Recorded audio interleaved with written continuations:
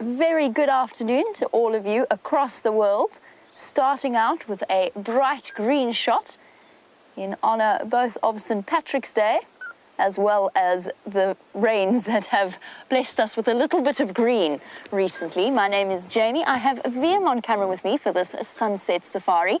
Now, if I were James, I would probably have done that entire introduction in an Irish accent. However, my Irish accent is no longer even passably thought of as Irish and probably nearer to sort of a strange combination of Jamaican and Scottish. So we won't go there this afternoon, but we are coming to you live from Nkuhuma and Arathusa Game Reserves in the Sabi Sands in the Greater Kruger National Area of South Africa. And what I'm going to do actually is I'm going to go backwards a little bit, because before we go and see if we can relocate the Nkuhuma lionesses that we had this morning on the sunrise safari, I feel as though the vehicle is missing somewhat, or lacking somewhat, in decor.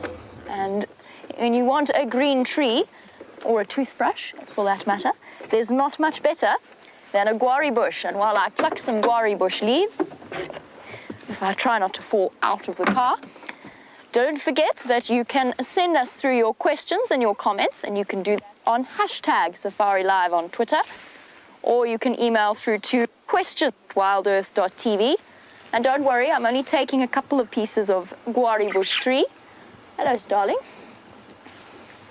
Just heard one calling above my head. Now, you may or may not, depending on how the afternoon goes, you may or may not be with me for the rest of the afternoon, so we have plenty of time. I also feel as though if I had the imagination and the wit, we'll see how we go. I might even be convinced to do some limericks about lions. Oh, that's quite sharp. Ow, that's really sharp. Oh, the things we do for St. Patrick's Day. Guari bush and a potato bush to start off our sunset safari. Oh, potato bush stabbed me in the finger. Right, now let's see, how shall we do this? And a bright green bird, just in keeping with the theme. How shall we? I was not born with any sort of decorating sensibilities. I suppose we should pop some, here we go, we'll do some like that. Now we're perfectly camouflaged. Isn't it beautiful?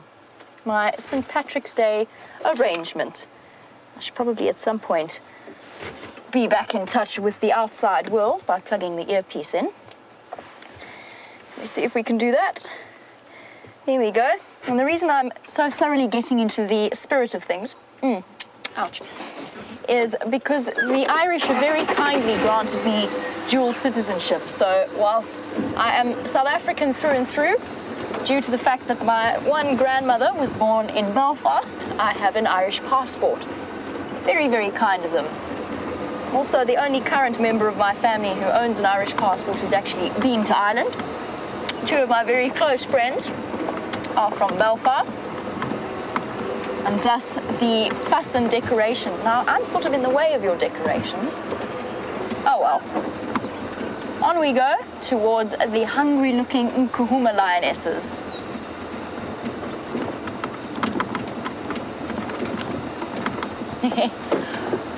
And our beard, I mentioned about the guari bush, and I said it's very useful as a green tree.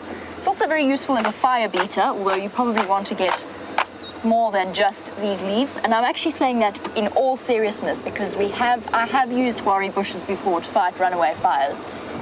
But our beard was actually confused about why I said toothbrush. And the answer is the guari bush can be used. I don't have my Leatherman or my knife on me at the moment. And what you can do, because this is a messy way of doing it, and somewhat bitter, but because the guari bush branch, give it a bit further away, splits up really nicely. That's probably not the best example.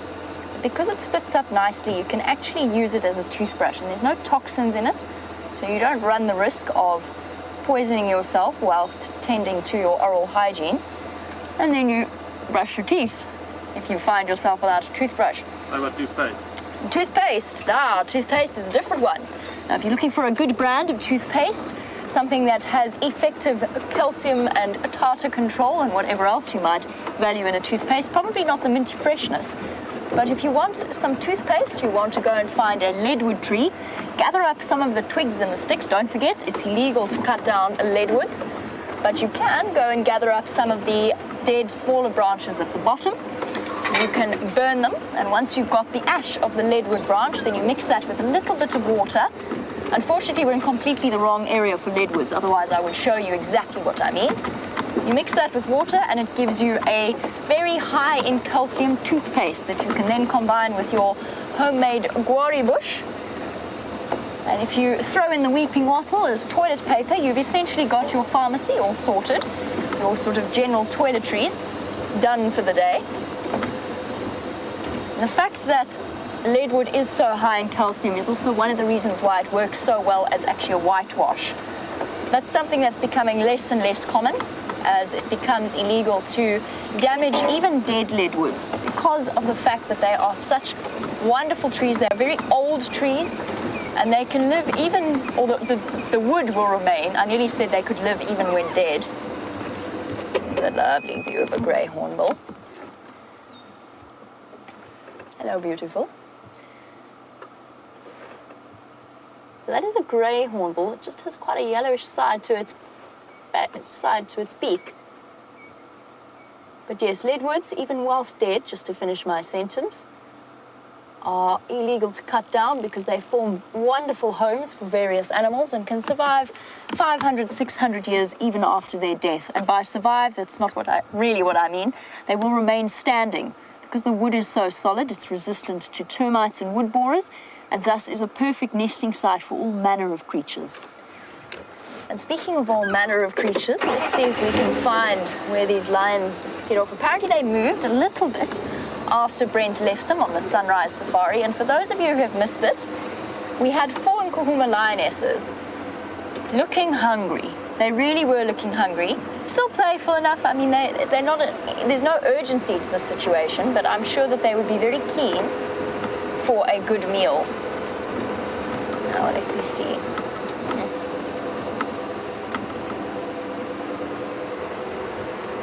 Where did Steph pop out here?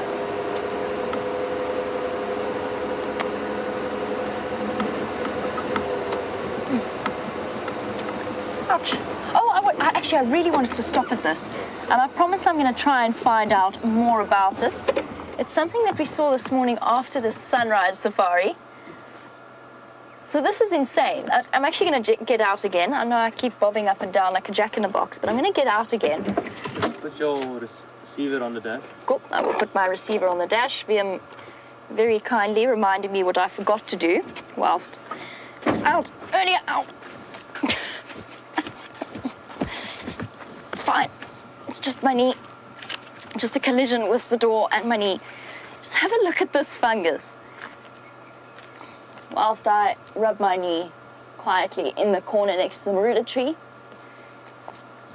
Look at the size of this. It's incredible. I've never seen anything like this. I don't know what it is. I've been trying to find out. None of us know what it is. And something has been feeding. Now, it's not something you'll be able to see from your angle, but something's been feeding on it around this edge. And James actually suggested that it might have been Speke's hinged tortoises that apparently like to snack on fungi.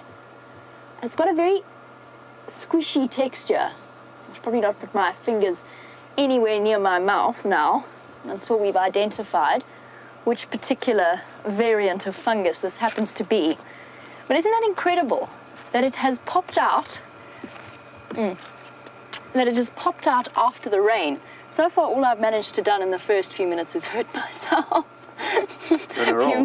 Vim's giggling. My knee really hurts and my fingers are stinging, but other than that, all is fine. All is completely under control. You've got nothing to worry about. We'll duck back on the car and see if we can find those lionesses. Maybe I should stop getting out of the car now. Oh no. That's my clutch leg. Oh, woe is me. Woe is me. Interesting fungus though, and such a bright yellow. And the fact that it has expanded in the way that it has just after the rains in the last week or so. Because I can promise you that wasn't here a week ago. Interesting. I promise I'll try and find out some more about it. And I'll let you know how that pans out. And whether or not James was actually correct about the fact that it was tortoises eating it. Could also be porcupine. That's something that I considered as well. Could be a porcupine. They do have unusual taste in roots and tubers, stuff that might otherwise be toxic to other animals.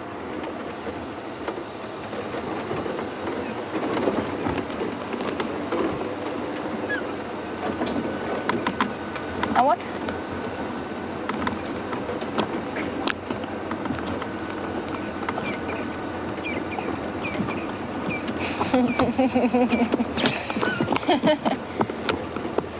Kevin Geyer has said that I'm so little I might actually have broken my entire leg by bumping my knee on the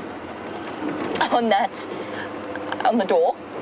Don't worry, Kevin, I'm far less breakable than I actually appear to be. And believe me, I know because I've tested it many, many times. And I'm surprised I haven't broken more bones than I actually have. And the odd broken finger and toe and wrist and elbow and foot actually once.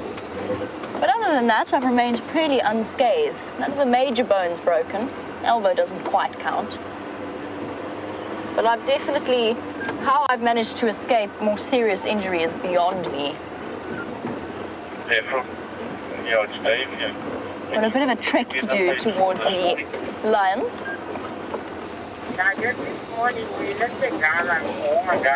A good point from Arbeard. He's suggesting perhaps a medicinal cure from one of the local trees might be in order. And Arbeard, I like that idea. I'll keep an eye out for one of them. Sicklebush has got pain-killing properties. Sorry, I'm just turning my game drive channel down. Let's see if we can't find a good spot to go through here. I'm sort of following my nose at this particular moment through this block.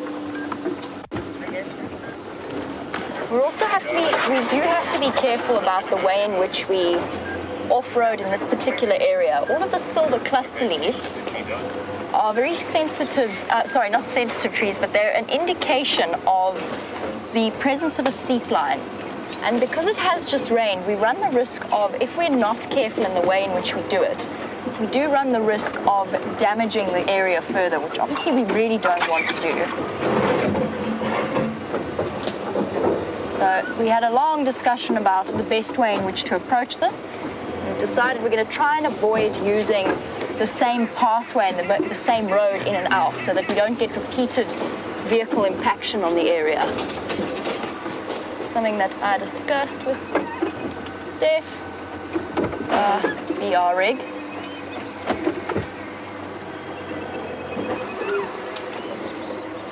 Can we make it underneath? Can we make it underneath? Yes, we can. Yay.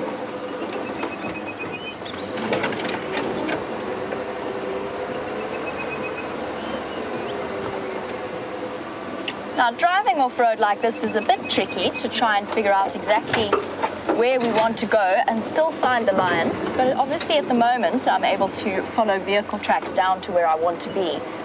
And Kat, who is watching in Tampa, has noticed that the grass has already started growing over the roads and was wondering, has it ever got to the point where you can't see where the road used to be? And Kat, not unless the reserve actually decides that that is what they want to happen. So that little two-track that we were driving on, where I managed to injure myself twice in the space of 5 minutes, is a special case because it's an off-road track that has become an accepted, to an extent, an accepted road. But most of the other main roads are dragged, which means they are cleared on a fairly regular basis, and constant vehicle tracks, constant vehicle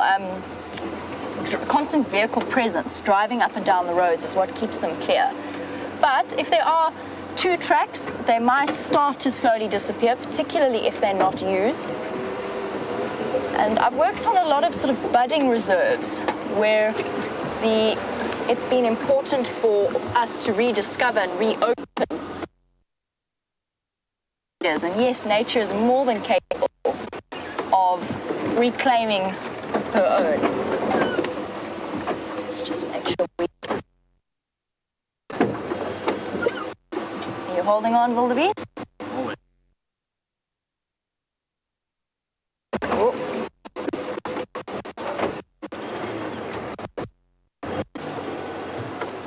Where are we slipping? Slipping there, we have to go around.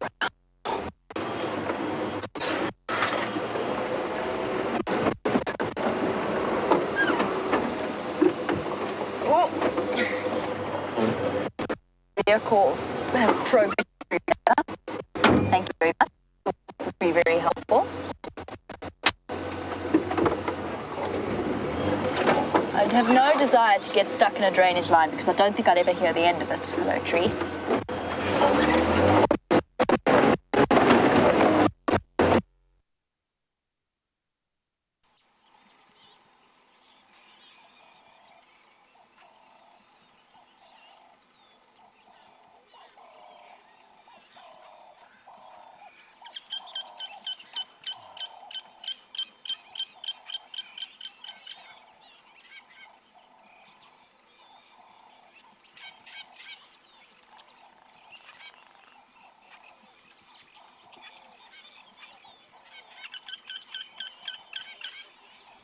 Hello everyone. Being out in the bush and being out there live has its technical challenges. We're experiencing some of that now and are working on it as fast as possible to get it sorted and get you back on the vehicle with us.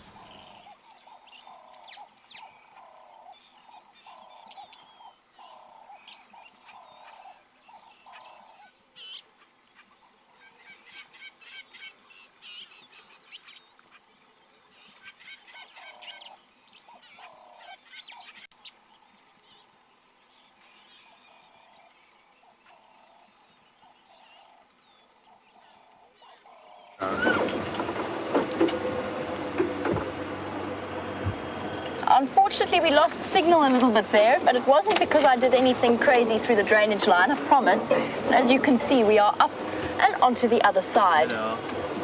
Oh, there they are. And we've spotted the lions. And I say we, I'm using it in the royal sense. VM has spotted the lions. Lying up to the right of us. Here we go. We'll just edge our way through. And I'll try and make sure that I don't go back on the same way that I came through. I will have to get through the drainage line.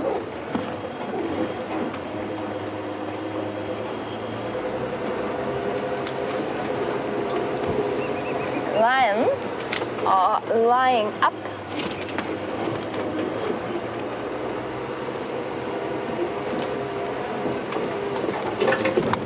Just under that tree.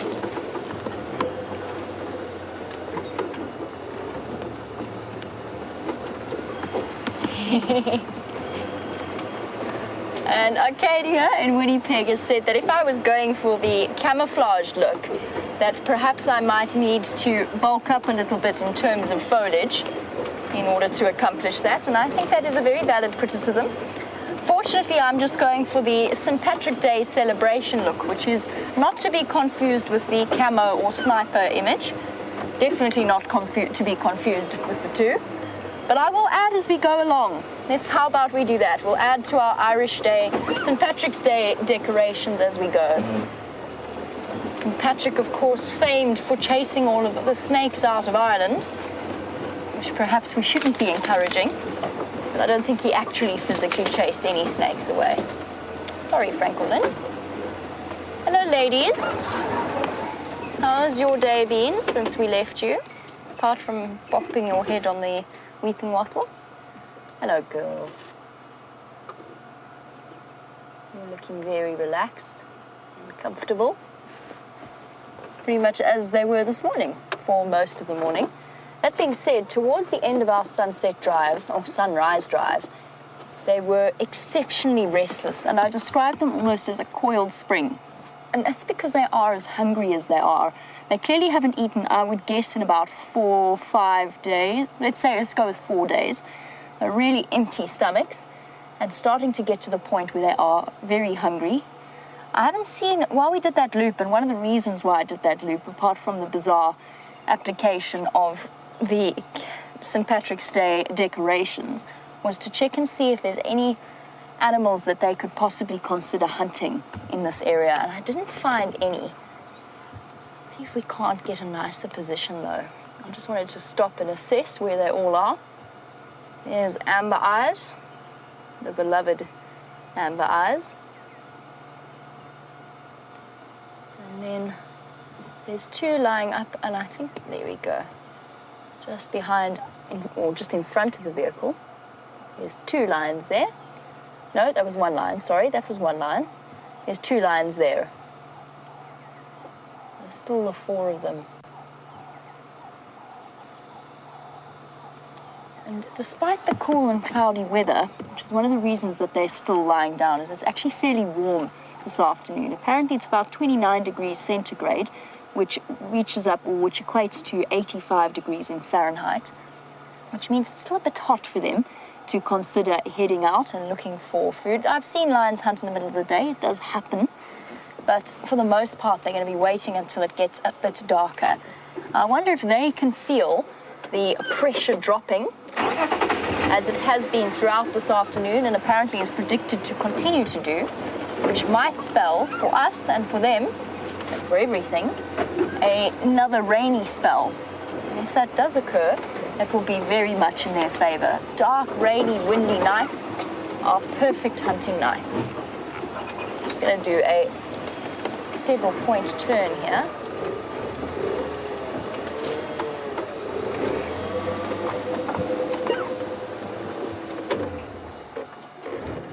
Very big yawn. Oh no, don't roll into that. That doesn't look comfortable as a headrest at all.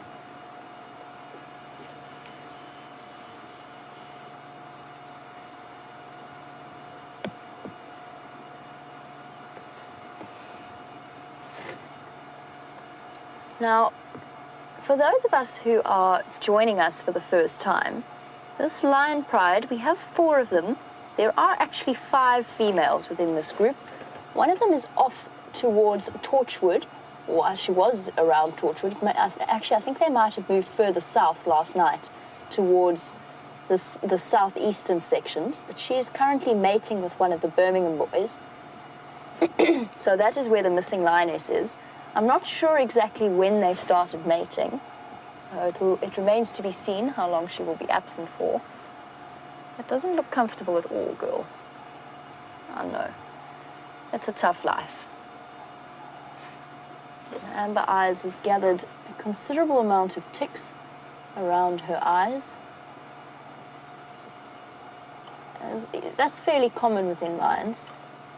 We've seen it before, but they look distinctly uncomfortable. So what I'm looking at is those bulbous swellings around almost like the black eyeliner around her eyes, and the lighter parts as well. And that is from ticks settling around there. It's a difficult part for them to scrape off, and ticks equipped with very powerful mandibles that once they've attached to the host species, they remain attached. And it's quite tricky to get them off, which is why in that hard-to-reach place she's got so many ticks around her eyes. Ears twitching.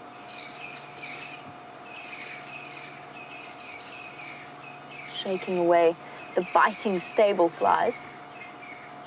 And in a way, it's not all that much fun to be a lion lying in midsummer, just due to all of the insect activity that's all around them. And I wonder if they feel it as much of an irritation as we do. As human beings, we're almost incapable of sitting still with a fly crawling over us. The exception, of course, having been Scott. Scott had developed the most amazing talent to just ignore any flies that decided to arrive on his face or around his head. The lions only it's just really their ears that they don't seem to appreciate.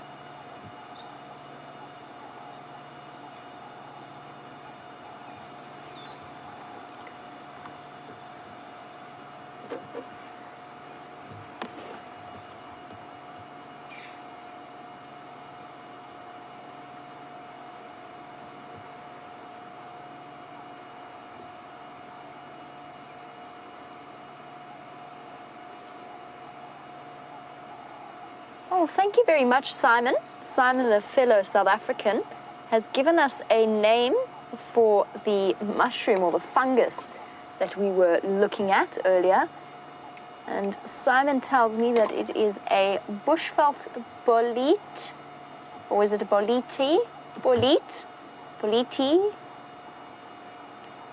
We are, as a group, uncertain of its pronunciation, but thank you very much for that, Simon. Much appreciated. I'm going to now go home and look up all I can find on the bushveld bolete. Bolete? Your guess is as good as mine in that one. But I really appreciate that, and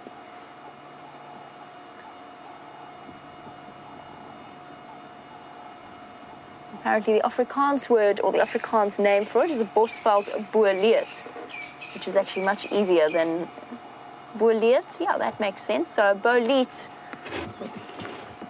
Anyway, thank you very much, Simon, for that interesting information. I'd love to know how you came to know about that particular type of fungus, and whether you can tell us whether it has poisonous properties of any kind, possibly hallucinogenic properties, like a lot of the different fungus and seeds out here. There's quite a few different types that are very, very hazardous to human health. And I've just remembered having said for about 2 seconds, I remembered after I touched it not to put my hand near my mouth, and then of course my cut finger was hurting, so I put it straight, gave it a bit of a lick, but we'll see. I think I'll probably be okay. But Simon, I'll do some research as well. Thank you very much for that. I really do appreciate it. Now, my suggestion for this afternoon's drive is that these lionesses are not going to move terribly much. They're going to be quite happy to settle here for the next few hours. I'm quite happy to leave it up to you as the viewers as to whether or not you would like to stay or you would like to go. And don't send that through to #SafariLive on Twitter. Or you can email through to questions@wildearth.tv. I'm desperately trying to, whilst talking to you, compose a limerick in my head at the same time. Perhaps I should put that through to all of you as a challenge as well. A limerick on the lionesses.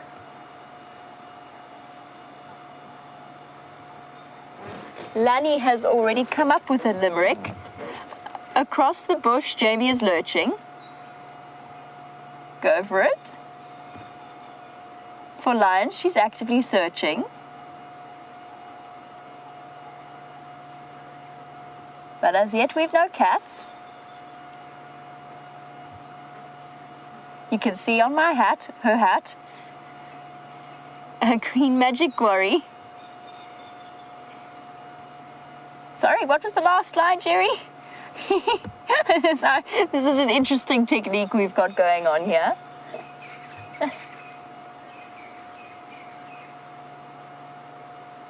A green magic quarry straight at perching. So what was it? It was something about along through the bush, Jamie's lurching, and for the big cat, or for lions, she's searching. Thank you very much for your limerick. I'm going to have to, let's look at the lions and I will re-memorize that. And then I can start to, I'm usually quite good at talking whilst listening, but it's surprisingly difficult to do in limerick form.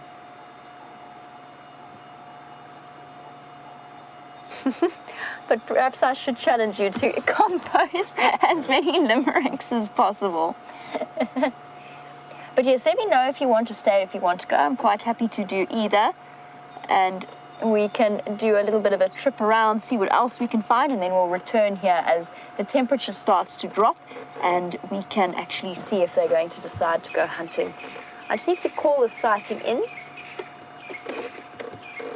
Although the stress about that is just the number of vehicles that will be coming through.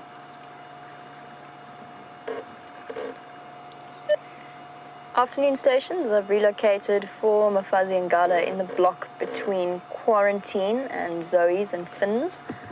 There's a silver clusterleaf branch on that 2-track that runs along the western edge of Quarantine. You should be able to follow the tracks from there. And animals are static.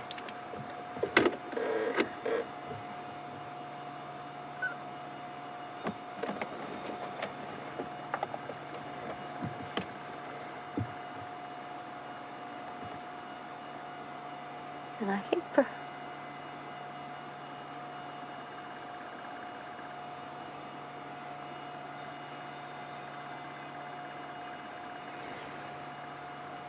now, I've mentioned that I don't think any of these lionesses within the Nkuhuma Pride are pregnant, or at least not to the point that we can actually see them.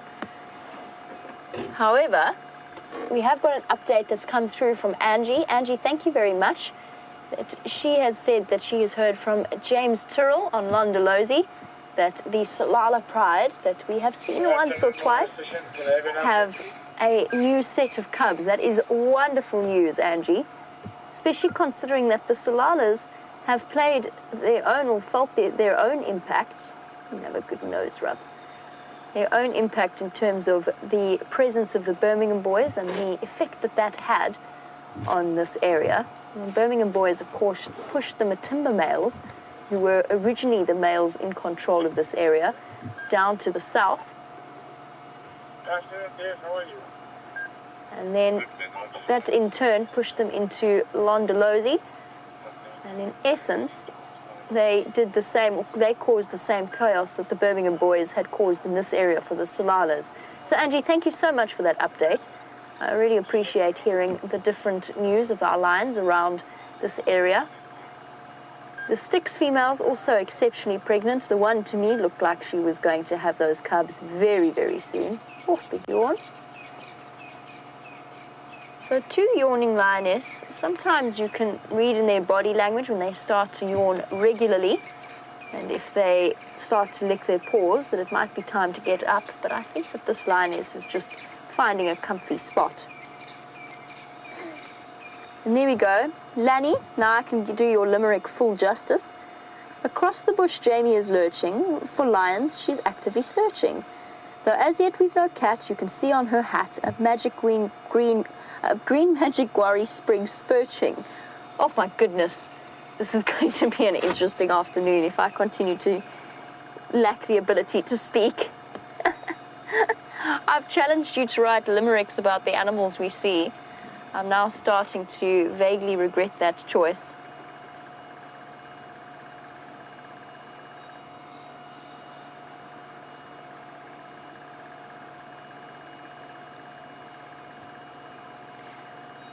Okay, so a lot of you are fairly comfortable with the idea of us leaving the lionesses for now and returning to them a little bit later as it starts to get cooler. I think that's a good plan, especially since I am for the moment on my own out here.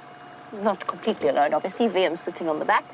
But for now, there is no second vehicle due to some of the filming that we are still in the process of doing behind the scenes.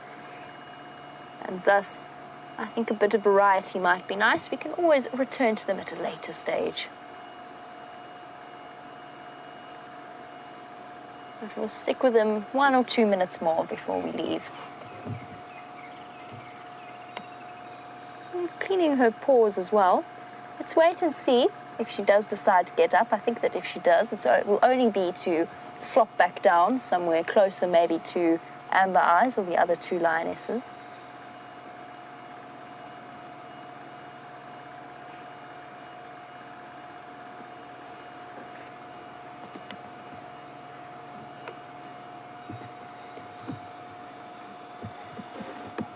And Charlie Jean was wondering whether or not we could go and possibly check on the hyenas and see if they're out and about and then return to the lions. I think that's a very nice idea.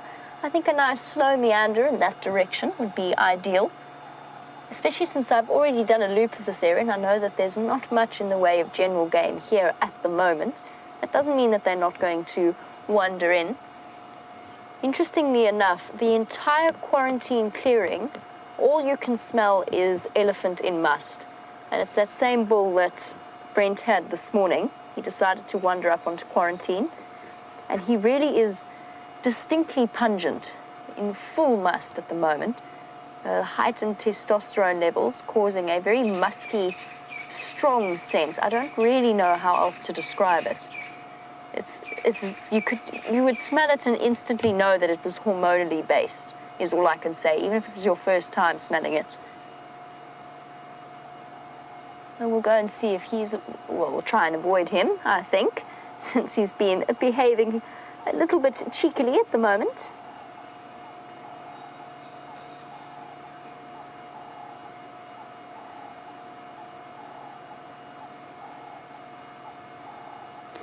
Now Karen, ouch, biting fly.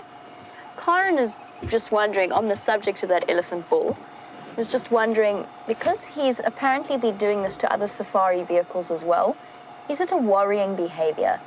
And Karen, no, I think it's not. First of all, personally, I don't think there is any aggression per se in the way that he is approaching. I think it is more curiosity-based than anything else. And I think that the bad habits that he's learned can be undone. And I think the fact that we know about him and that we can warn other guides in the area means that we can generally stay away from him, give him plenty of space. But I don't think he's doing it because he doesn't like vehicles. To be honest, I think he's doing it because it's fun for him. It alleviates some of the boredom of his day-to-day existence. And now with the must cycle in progress, it's occurring more and more regularly. But it's not a habit that we want to encourage. It's always a risky thing. Now, this is a personal approach, it's a personal opinion. I personally definitely don't like, and I don't allow animals to touch my vehicle unless it is completely outside of my control. Like, for example, with that hyena skirmish that we had, where the hyena tried to climb underneath the vehicle. And even then, I tried to move as quickly as I could without running the risk of injuring any of the hyenas involved. But I don't like elephants touching my car. It might be perfectly gentle, it might be perfectly playful, until, for example, he learns to do it with other safari guests who maybe aren't as experienced and aren't as comfortable, and one of them might sneeze, for example. But Karen, I don't think it's something we have to worry about at the moment. It will be handled between the different guides and communicated between and amongst the different guides of the Sabi Sands, so that if he does move into their area, they will know to give him a bit of space for now. She's going to get up? Yes, she's going to get up. Oh, I love it when a plan comes together.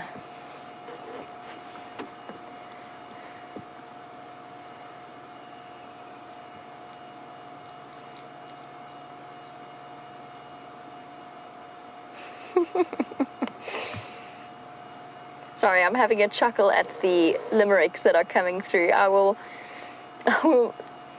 there we go. She did exactly what I predicted. Good girl.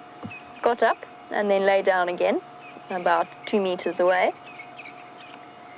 And speaking of these lions and the theme of St. Patrick's Day, Safari Dean, there once were some lions from Djuma who were hungry for some timon or pumba. They sniffed in the air. I smelled buffalo derriere, now laying around full with no care. I hope that, Safari Dean, your limerick proves to be true for these particular lionesses. They could definitely use a good meal.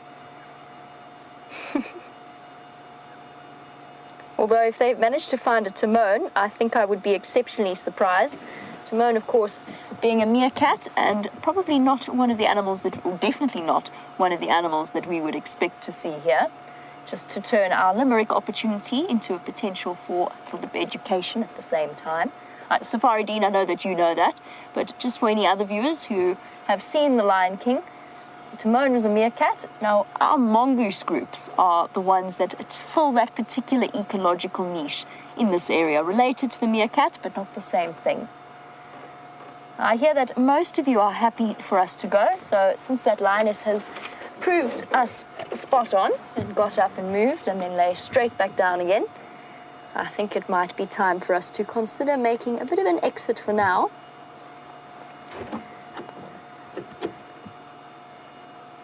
I wish there was more of a bruise on my knee. I could show you just how deeply injured I am.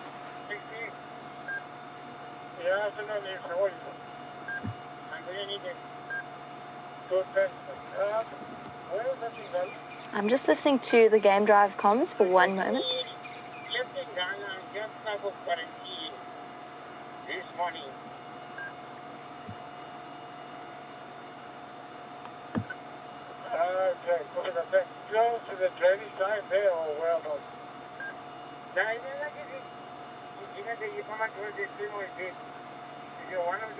Okay, there's a conversation. They're just chatting a bit about finding those lines. I don't think they heard my comms earlier. And the one that you guys talking about them at the east, which, where they are? And the one I was telling them is now is on the Tigo. Okay, thanks.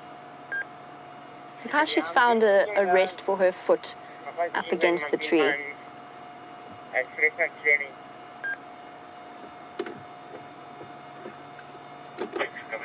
The other one might get up actually and decide to move. No, those one are all to the western side. And what two turns there, somebody from WildEarth has needed a branch in the road there. It's in that block. Okay, copy that. Thanks, Jeff. I'll go and try to check that side then.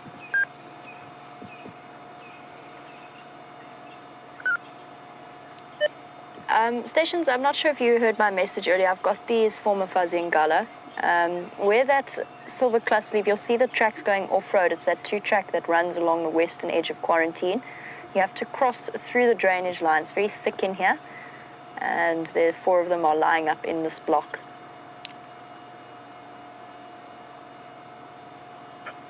Okay, copy that. Thanks. I will count that side.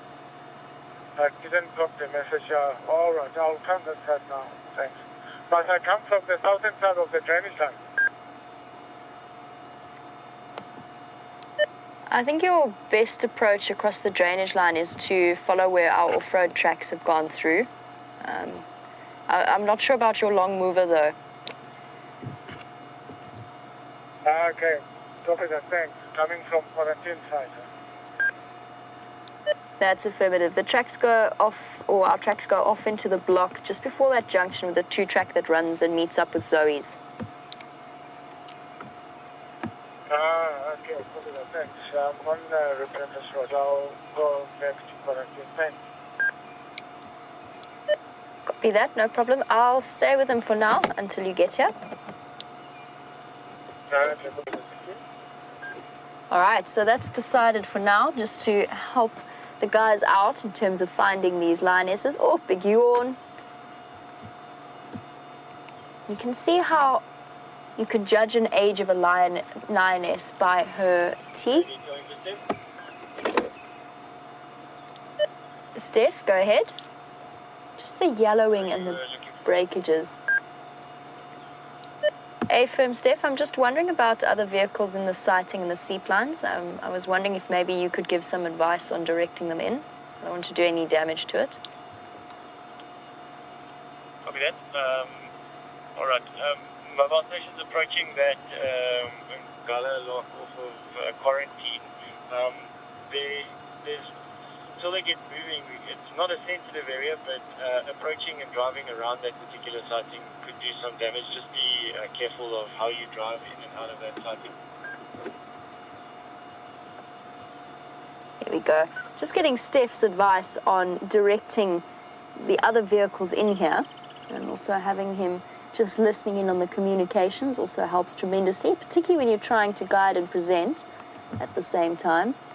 Makes things fractionally, or takes the pressure off a little bit.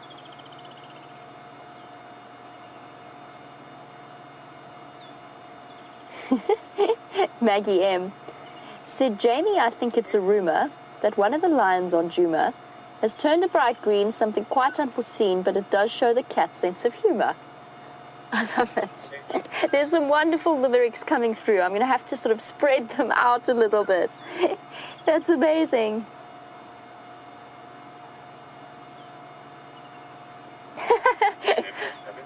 One last one from Andreen for now, although I'm going to keep...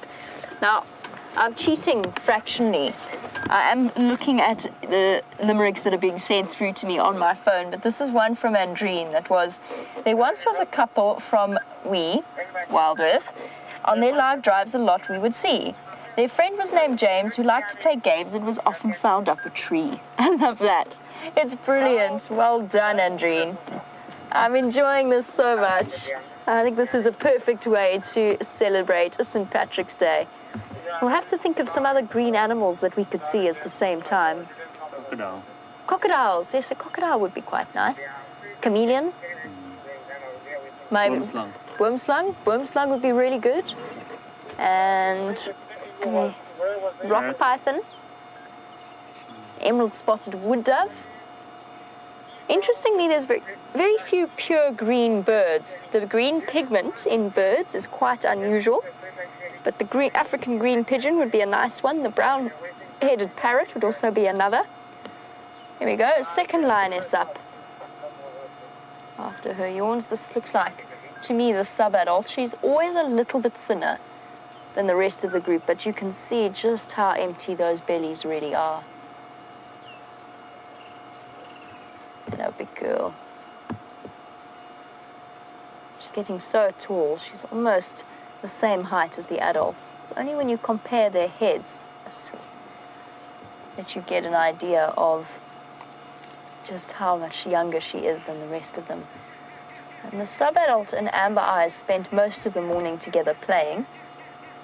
When they did actually get up, they were playing together fairly regularly. And big breath, big sigh, stirring the weeping wattle at the base of her nose.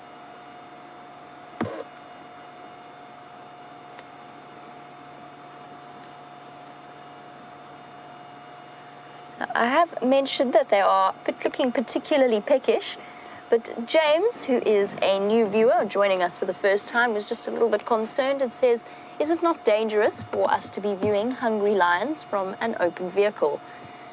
And James, not at all. Now, lions are very much instinctive creatures, and their instinct tells us, first of all, that people on foot during the day, and I'm talking about on foot now, are not prey, they are predators, they are apex predators. That is the way in which humans and lions have evolved together over the thousands of years. Once you add a vehicle into the equation, a vehicle has only been in a lion's life for the last, within this sort of context, and within the Sabi Sands itself, probably the last 50 or so odd years, that these animals would have been seen vehicles driving around them, and safari vehicles and open vehicles at that. It's not an animal that they see as prey. So we are not seen as something they want to hunt. And whilst I personally don't buy into the theory that animals only see the outline of an open vehicle and not individual people, personally I think they do see individuals within that. They don't see us as something that they want to jump in and eat. And it's only in very, very unusual circumstances, highly, highly unusual. I mean, your odds are far greater of being injured in a car crash than they are of a lion jumping into your vehicle. In very rare circumstances where an animal is sick, will they ever break that boundary between us and them. So no, for us it's not dangerous at all. This particular group of lionesses will have grown up with vehicles from the youngest cub size, which is why we're so fortunate to be operating in this area, just because they are so comfortable with our presence that we're able to observe them without disturbing them in any way, and being able to watch them go about what they would be doing, regardless of whether or not we're here. So no danger to us in that respect. Open vehicles versus closed vehicles, it's so much nicer to be out on safari. In an open vehicle, you get to experience, you get to listen to the sounds, you get to smell and enjoy the presence of what you're doing. That being said, for open vehicle drivers, it's generally only ever guides who are allowed to drive around in open vehicles in quite a few places around South Africa, and that's because we're trained in assessing the body language of the animals all the time. There's the third or the fourth lioness up now. Another empty belly and a leaf on her leg, coming to join the rest of the pile. She's been copying my St. Patrick's Day decorations, but it's not quite as cool as mine. Oh, oh, personal space issues, guys. Gee. Poor sub-adult. He just got trod on and sat on.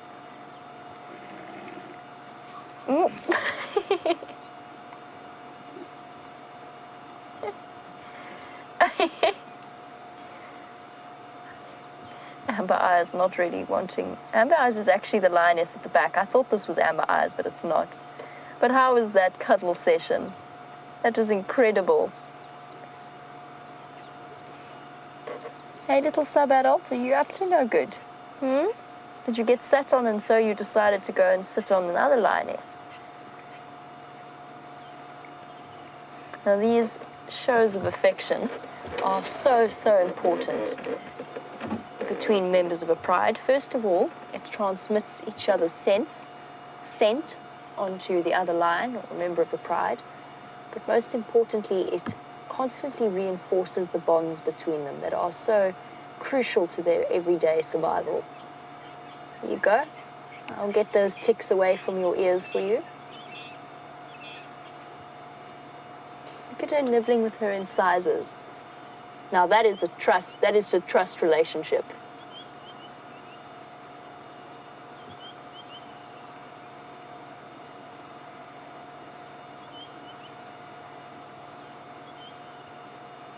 As we watch the two of them reinforcing their bonds, Lee Pad was wondering a bit about the social structure of lions or lionesses in a pride, and was wondering if there is an alpha female. And interestingly with lions, no, there isn't. Generally, and I'm saying generally, the older females in the pride will take the lead in a hunt. Oh, reciprocated. Even if she was in mid-yawn when she was head-butted by young sub-adults. So lead pad, there's no alpha. Generally, the older females take the lead in hunts or initiate the hunts, but that is not always the case. As I discussed this morning, I have experience with sub-adults of about our girl's age, so 2.5, coming close to 3 now, would be my guess, that have initiated or been responsible for initiating the majority of the hunts. And I don't know if that's because they start practicing at this age or had enough. There's Amber Eyes at the back. My apologies. I wasn't entirely accurate. Having a grooming session as well. Come on, won't you get some of those ticks off her eyes?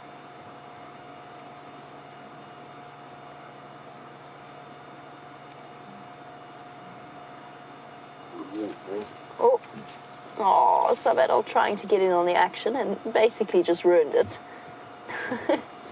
Shoved her way in to a little bit of growling. So the blood that you're seeing, or you may have noticed on the different lionesses, are from the ministrations or the menstruations of this sub-adult. And it's because she's popping the ticks that are on the backs of the, or around the fur of the lioness. And those ticks are engorged with blood.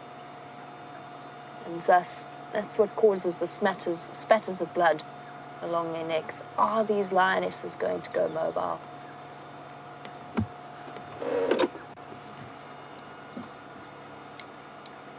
The stations, these Mufuzzi and Gala have just got mobile now. It looks as though they're heading northwest. I'll keep you updated. The best approach might be that 2-track that runs towards Zoe's. I'll let you know if they lie down again.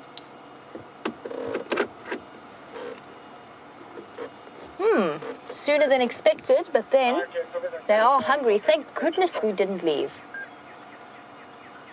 That is a definite relief. Although, look, she's got an injury there. That doesn't look terribly. Or is that a leaf? No, that's a leaf. Never mind. Just more copying of our St. Patrick's Day decorations. Let's try and stay with the moving lionesses, although there is still a 4th there. I think she will come and join as we continue.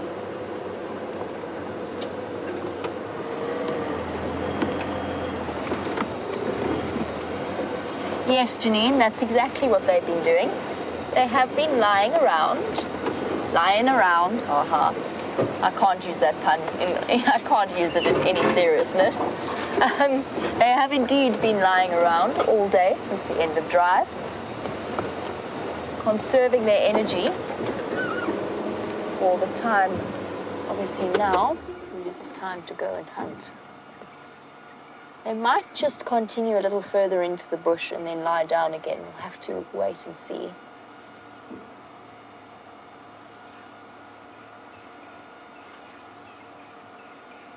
Luckily, the road is fairly close to us. We should be able to get out there soon.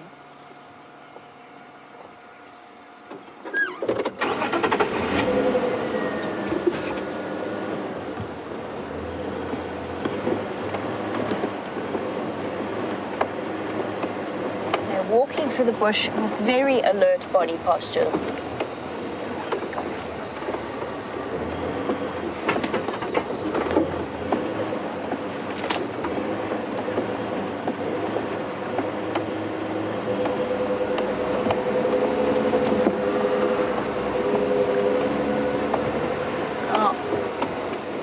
Everybody's taking a toilet break at the moment, or at least two of the lionesses have stopped to relieve themselves for the moment. And Michelle is wondering, why is it, if the Birmingham boys have taken over and become the dominant male for both the Nkuhumas and the Styx females, why is it that the Styx are pregnant and the Nkuhumas are not, or not as pregnant, we could maybe say, because we can't confirm yet if the Nkuhumas are pregnant or if they're not. And it's just a matter of the natural biology of the different cats. So generally, lionesses of the same pride will try to, not completely, but to a certain extent. Jamie, come. Sorry guys, give me 1 second and then I can answer that question properly. Standing by. Sorry, but now you're close to this small open area here. That's affirmative, I think so. Lion's still mobile northwest. We should be coming to the road fairly soon.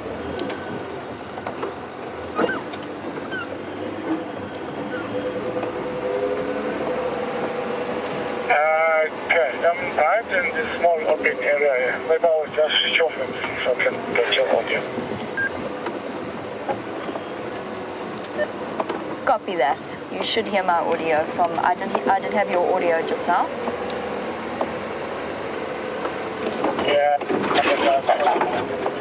all right, thanks very much.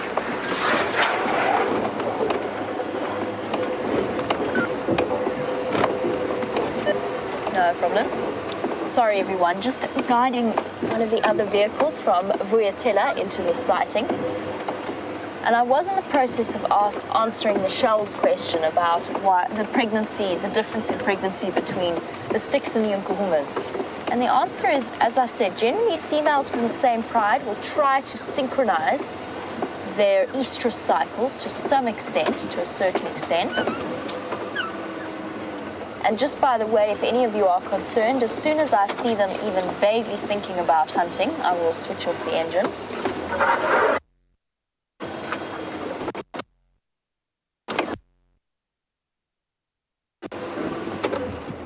Duck my head down.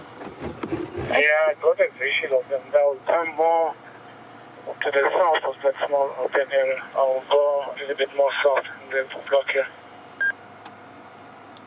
Copy that. Thanks very much. Thanks, Jim. No problem. Okay, so luckily for us, because I think there's a chance we're going to have to loop around them in order to get through this block. Luckily for us, we'll have Taxon on the other side, who will be in the sighting, so he'll be able to keep track of us, keep track of them for us for now, whilst we'll continue to work our way through this thicket. Sorry, Michelle, I keep trying to answer this question and I keep getting completely distracted by what's happening here. So it might just have been that the bodies of the Styx females happened to go into a true estrus sooner than those of the Nkuhumas. That's just a biological deal, and that it's synchronized with all of them. And the reason I say that is because, or the reason I say a true estrus, is because as we know with lioness behavior, when a takeover occurs, the females go into a false estrus initially. And that's because they want to make sure that the males that have just come in to take over the pride are actually going to be successful before they bother having offspring that they don't know will be safe.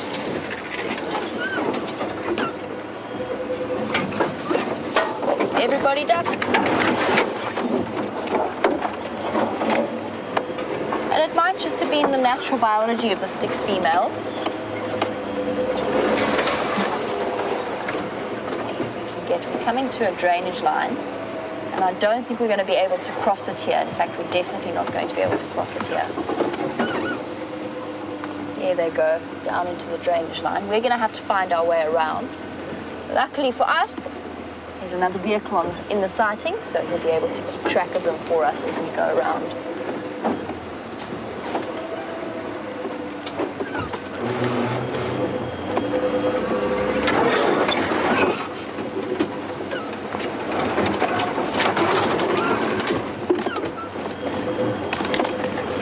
Oh, adding some accidental decoration to the bonnet as we go along through here.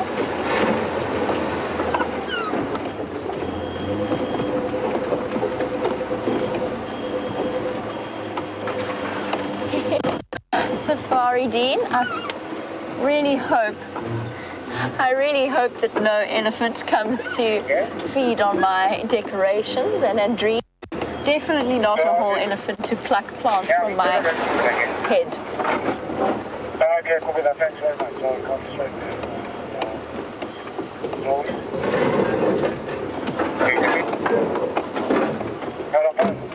Oh, my door's open again. They've settled for the moment in this drainage line. I'm going to take the opportunity to go around. Yeah, my door won't stay closed. Let's just go quickly while we have the opportunity. Sorry. Yeah, where are you? I can't say that clearly. Yeah, I'm in place on hearing you. You should just call me.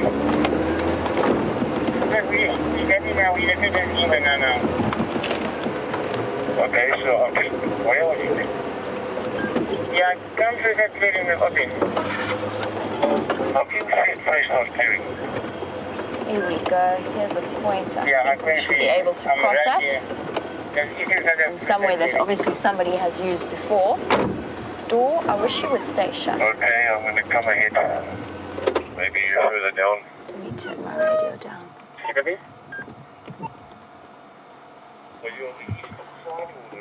Let's see which direction these females decide to go in.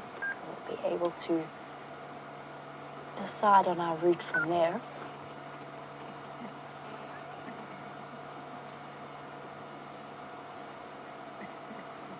So hungry enough that they are willing to brave the afternoon heat in order to go on a search for food. And I think that is what this is. I don't think it's a search for water.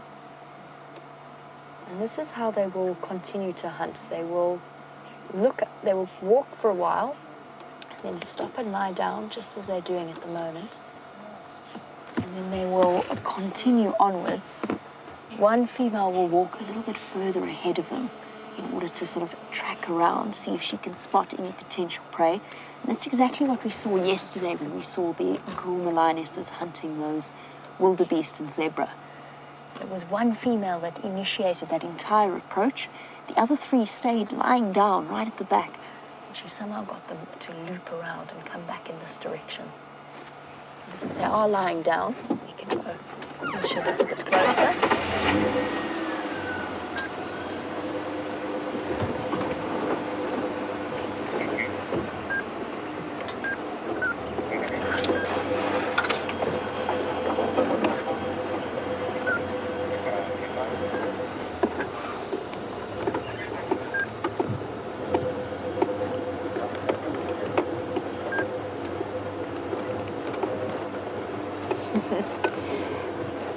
Lucy in Indiana is at work. It's taking a quick break to watch the lions, and has just said that she loves our St. Patrick Day decorations. I'm glad you do, Lucy. I felt as though it was necessary, since we have got so much greenery after the rain, to add to our St. Patrick's Day safari, sunset safari experience.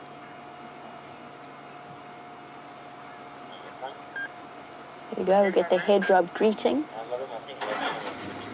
Because nothing says I love you like a headbutt between lionesses.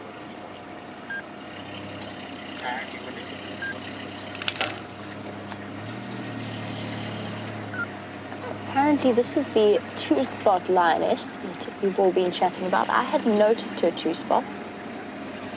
I hadn't realized.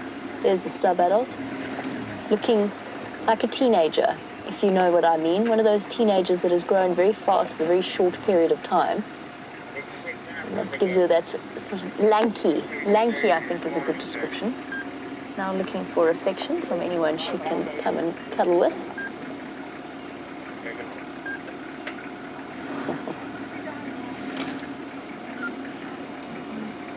Lioness, personal space is not a huge issue. It is a way of life, just like with wild, in fact, not quite as bad as wild dog packs, but very similar to them. Lying close together affirms the bonds and also makes sure that they're all grouped together in case something does come wandering into their midst, whether it be a hyena or whether it is another lion or even potential prey. Oh dear.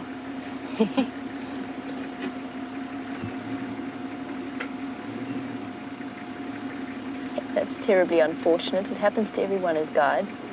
One of the guests has dropped something down onto the ground.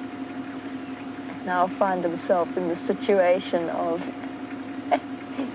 what to do. What was it? Oh, goodness, it was his wallet that he dropped. Now we obviously can't show you the guest sitting on the back in any great detail, but he did manage to retrieve it.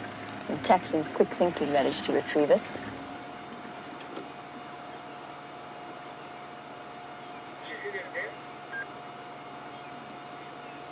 And I think this is how they're going to continue to advance for the rest of the afternoon. Cover a little bit of distance and then stop again.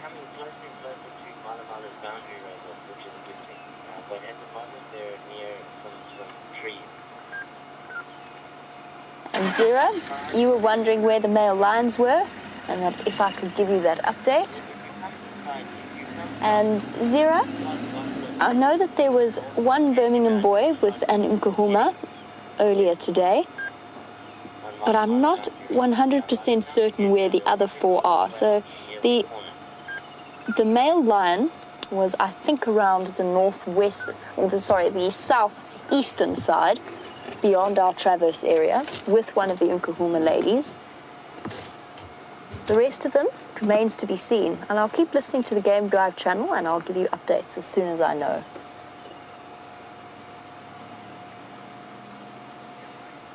This is known as aloe grooming, to give it its official term. There's very limited species in this area that actually aloe groom each other. Impala are one. Lions, of course, are another. Ooh, using one of the pride mates as leverage to roll yourself over. That is the epitome of laziness.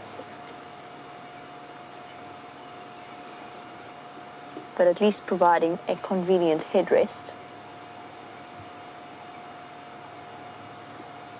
That's a really nice contrast there.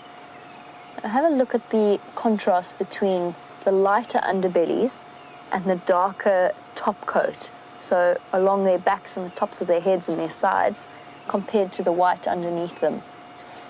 And that's actually a beautiful comparison. Oh, now we've got both belly up. Lions have gone belly up. Bless you. That was such a surprise sneeze, even I jumped a little bit. I got a surprise as well. Did you get grass up your nose, girl? So there you can sort of see what I mean. You know, gorgeous. The fact that whilst they are relaxed, look at her scratching her stomach with her paw. Whilst they are relaxed, they are on alert. Even whilst lying and sleeping like that, they're still twitching and constant movement. They're not settled. And I'm sure that's because they are hungry. Oh, have a good belly rub there. It's a really good belly scratch.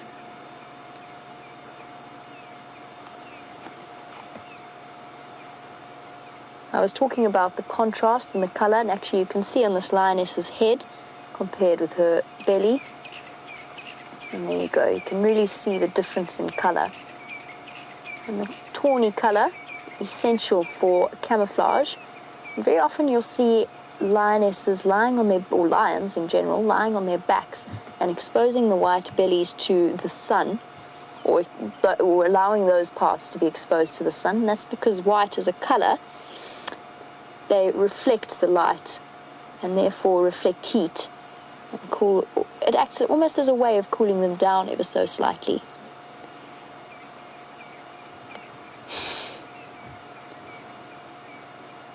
I like how Rusty Pipes's limerick is, there is a magical place called Nkuhuma, brought to us through the eyes of a camera. The guides are well spoken, but sometimes the poor rovers are broken. End of limerick. Missing a line. I really like that. It does occasionally happen to us in mid-sentence. Hello, big girl. Coming right up next to the vehicle.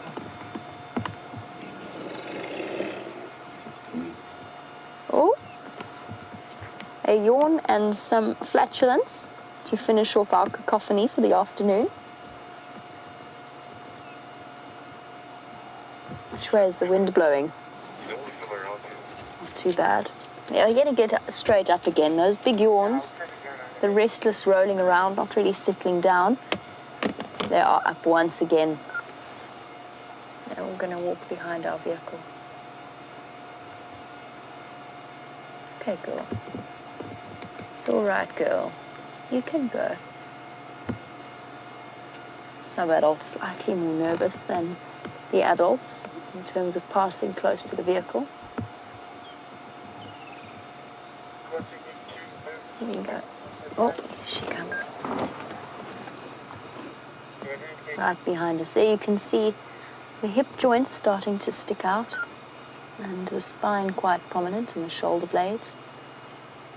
Now I said she always looks thinner than the others. That's a combination of the fact that first of all she's the last in the pecking order in terms of the lions. She's not big enough to fight for her place at the kill. That's also the amount of growing that she's doing in a very short time. And I actually never finished answering the question about lion hierarchy. When it comes to a kill, with wild dogs, for example, the pups are the highest in the hierarchy and they will be the ones who have the first opportunity to feed. With lions, on the other hand, it is every man or every lion for him or herself, and it's up to them to fight for their portions of the meal. But there's no real pecking order in that sense, it's just the biggest gets the best parts to eat. Settle down. The other lioness that got up has actually laid down again, which is great news, because finding our way through this is going to be an interesting experience. It's going to be fairly tricky.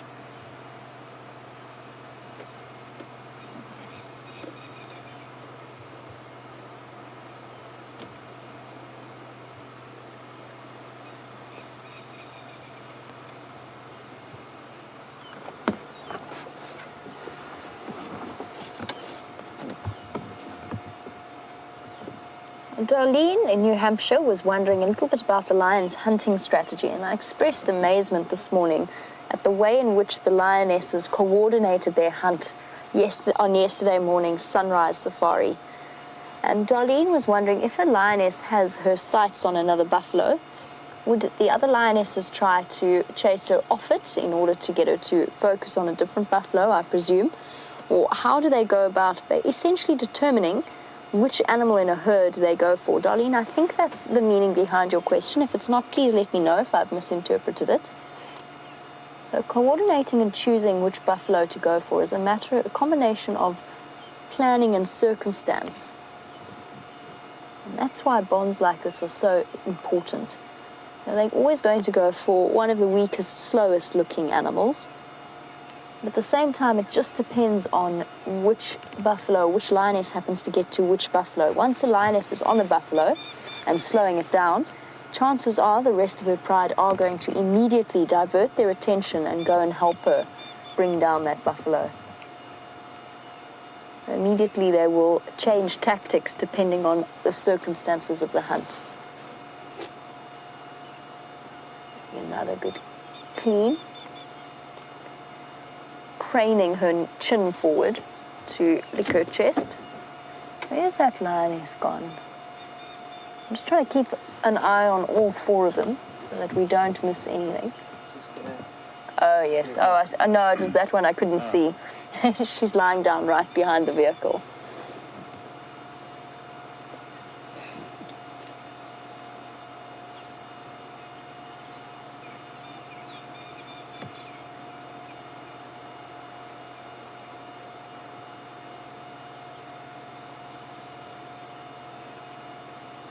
I've spoken about the speed at which our little sub-adult lady is growing.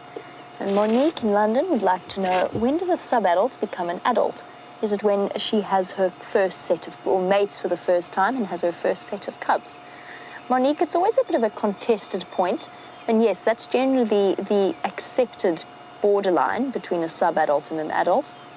I would almost start qualifying her as an adult. In terms of size, she is roughly the same height as the females.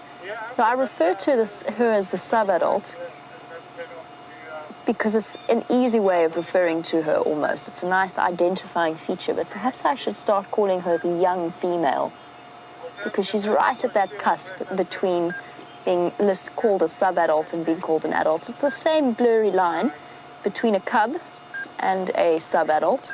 It's sort of if you go in the opposite direction. Cubs to me become sub-adults at about 1.5 years or so. But I've heard different approaches from different scientists. See the alertness, just making sure that she's double-checked that there's no animals for her to hunt.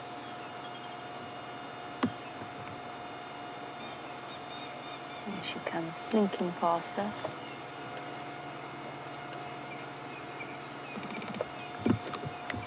We'll just let her move around behind us before I start up and reposition, although I think that now that all of them have moved into this general area, I think that they're going to keep walking through this block.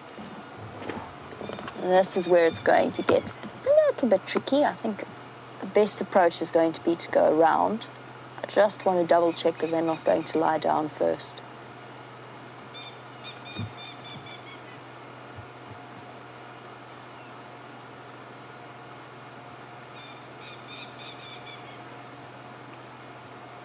Oh, sorry, Darlene.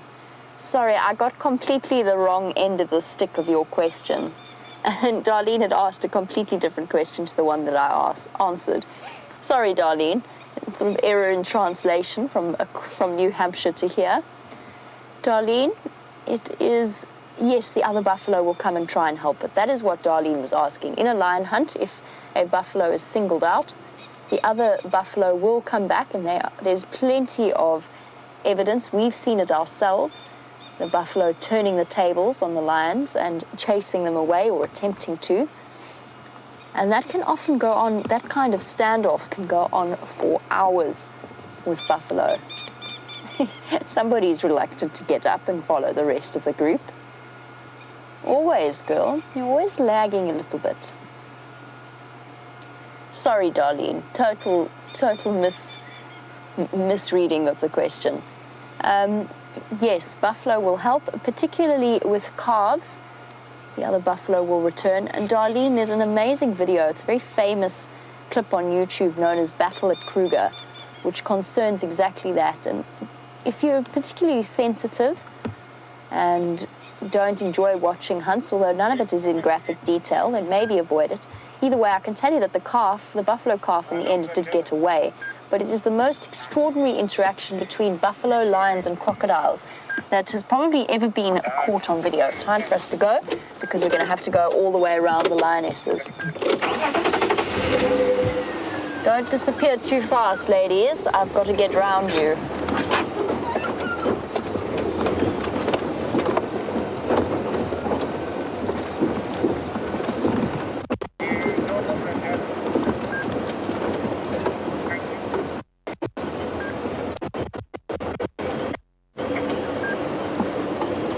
So generally, buffalo are actually fairly courageous, and it's not just a case of defending themselves from lions once the attack and the hunt starts. It can actually even be in situations where the buffalo have just happened to have encountered the lions. So, for example, that sighting that Scott had not too long ago, where he was with the Nkuhumas trying to get a drink at the Juma Pan, and the buffalo kept chasing them away.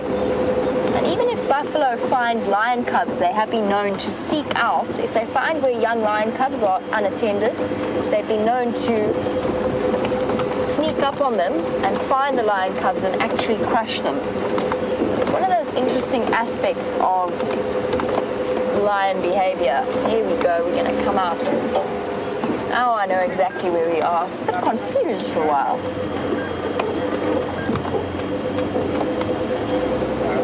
It's amazingly disorienting when you're driving through a block in the dark on a cloudy day, because you don't have the sun necessarily to keep track of where you are. Everybody just keep eyes peeled. I saw one of them as I was talking coming through here. Should be popping out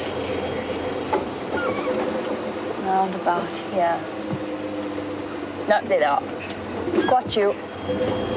Got you, ladies. I see you. Tawny flashes through the green leaves.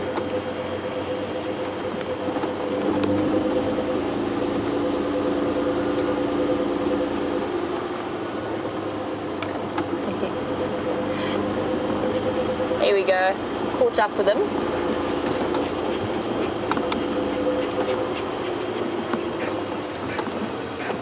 Just in time. Oh, ladies, are you going to go and choose to go in your favorite block? Their favorite and mine not so favorite block. This is the block, the direction that they're facing in is the block where I managed to get myself stuck in an aardvark burrow twice. Yep, that's where we want to be, that's where we want to go. Go on again. And if they continue on like this, they could actually end up making their way onto Arathusa this afternoon. Now, Impala Plains, which is where they're heading now, is not somewhere that I've checked for general game species, so there could well be animals for them to hunt there. Here comes the straggling fourth lioness.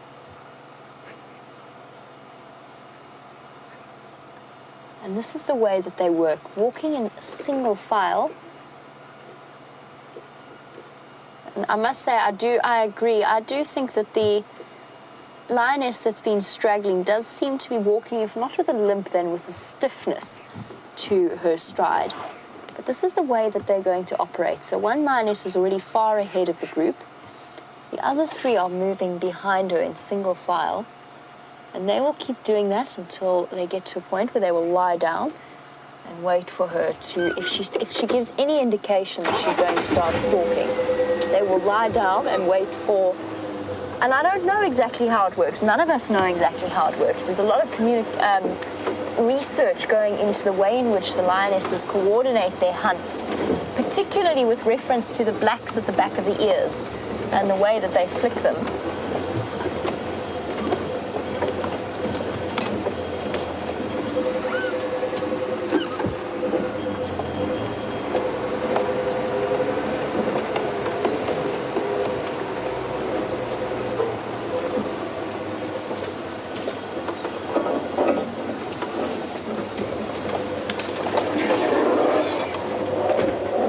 Make our way through the minefield block. There's a hole. We'll be keeping an eye out for any great dips. There is a chance that we could lose them in here. Unfortunately, it is very, very dense vegetation. We just try and concentrate on getting through here. You okay there, Wildebeest? Cool. Thank you.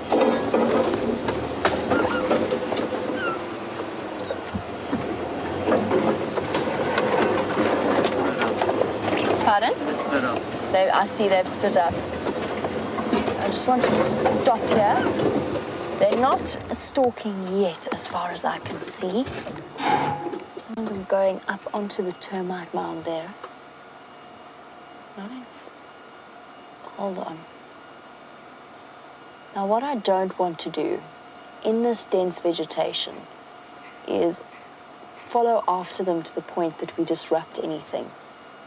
Obviously, we never want to have any kind of negative impact on the behavior. I think she's stalking the other lioness, though.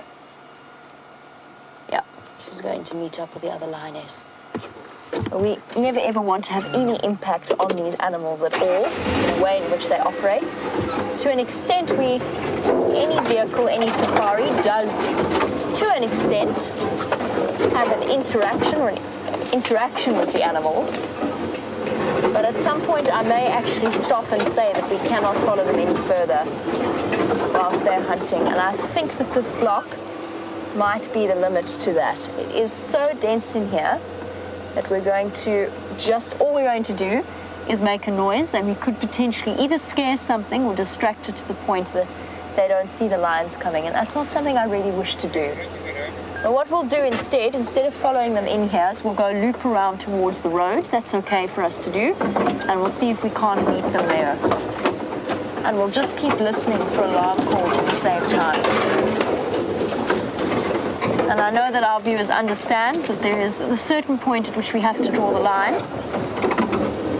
And for me personally, this is where my line is drawn, driving through here after hunting lionesses.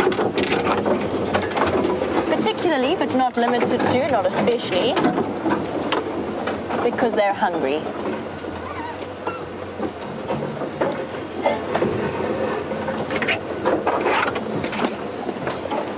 We just cleared that stump. I was sort of, whoopsie.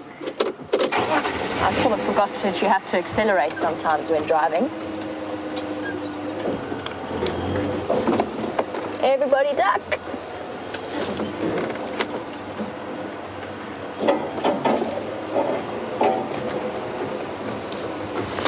And again.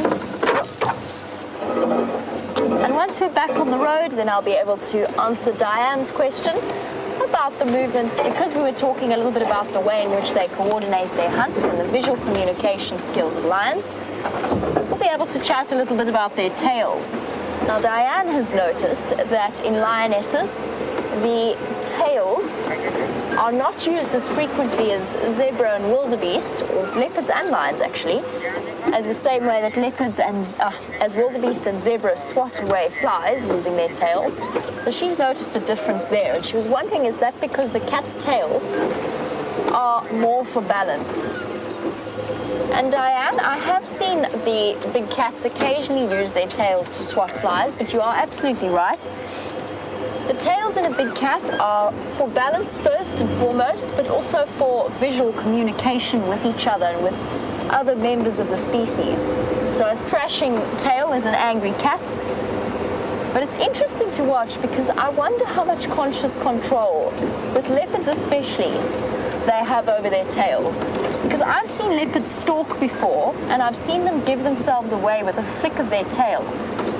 And it's almost, and I don't have any conclusive scientific evidence for this, but it's almost as though they don't always have a full degree of control over that twitching tail.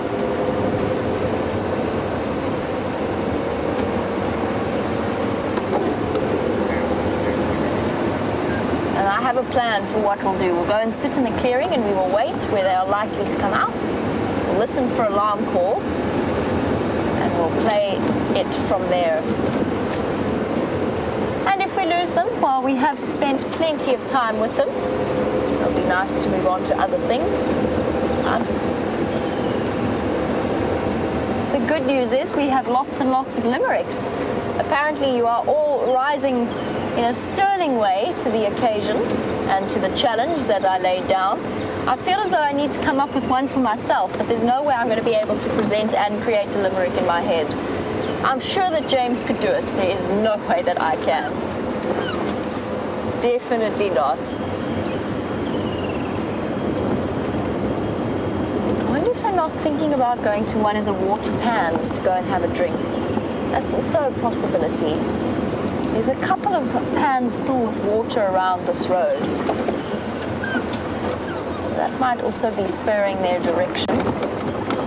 As we know, we've been watching the way that they move, so they will probably move into that block and go and lie down for 5 or so minutes, and then move a bit further and lie down for a couple of minutes at a time.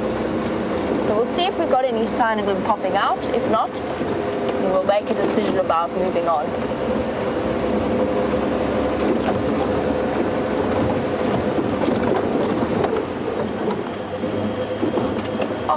so much green around us. It's like a whole different world before and after the rains of the last week or so.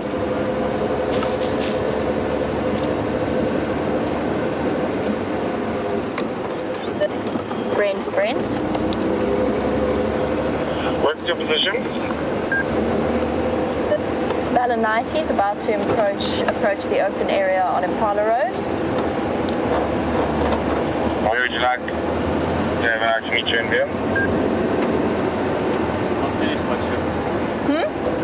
You'll stay. VM would like to stay. I'm happy to meet you around Impala Plains. Copy. Did you manage to find those in Ghana? That's affirmative. They're mobile through the block west from Zoe's Road towards Impala Plains. I think a bit further up, just where that two-track joins Zoe's, they went west from there, and I wasn't able to follow them through the block. Okay, copy. I've only just left them right now. Right, so we have an interesting surprise planned. Due to the fact that we aren't able to put two vehicles out, and to keep things exciting and interesting, what we're going to do is we're actually going to meet up with Brent and we're going to do a presenter swap so that he does the next half of the sunset safari. That gives us a nice reason to sit and wait. We'll do a couple more limericks since you all have done such a fantastic job. And we're just testing to see if that's a nice way for us to handle the 3-hour shows where there's only one presenter out, or if it's an idea that doesn't really work. But basically we're experimenting with all kinds of different things that we can do. We're going to meet Brent somewhere along this road. He'll come and join us whilst we wait for the lions to hopefully decide to pop out right next to where we want them to. Now, here is where some important navigational skills and a bit of directional sensibility comes in handy. As you know, we've just done an enormous loop. So the lions cut, if you sort of imagine the lions cutting in here, we've had to loop all the way around, and now we have to figure out where along this road we want to stop and wait for them to come to us. And I think quite a lot further in. And this is where walking helps tremendously, because you get to know the different routes that the animals take in an area like this. And I know that there's a path that pops them out just in that clearing a bit further along this road. And that, to me, is where I think they are aiming to be.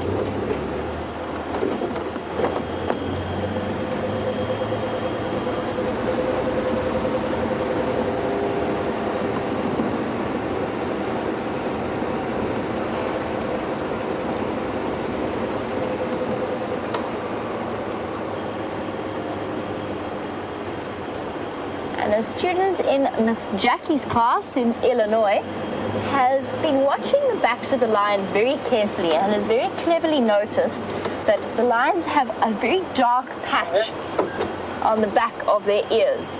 All right, I thought I heard them. So absolutely, you're very clever, and you are really very clever in the way that you've worked out that it's a way for the lions to follow each other, just like the pom-pom at the end of their tail. That's exactly what it's for. It's a way, because you know, with your domestic cats and your domestic dogs, let's try that again, their ears twitch backwards and forwards depending on what their mood is. So if they get cross, then their ears go flat backwards, and if they are not so cross, then their ears are forward if they're happy or excited or listening intently. So that is what the black on the back of a lion's ear is for. It's to emphasize what they are saying to each other.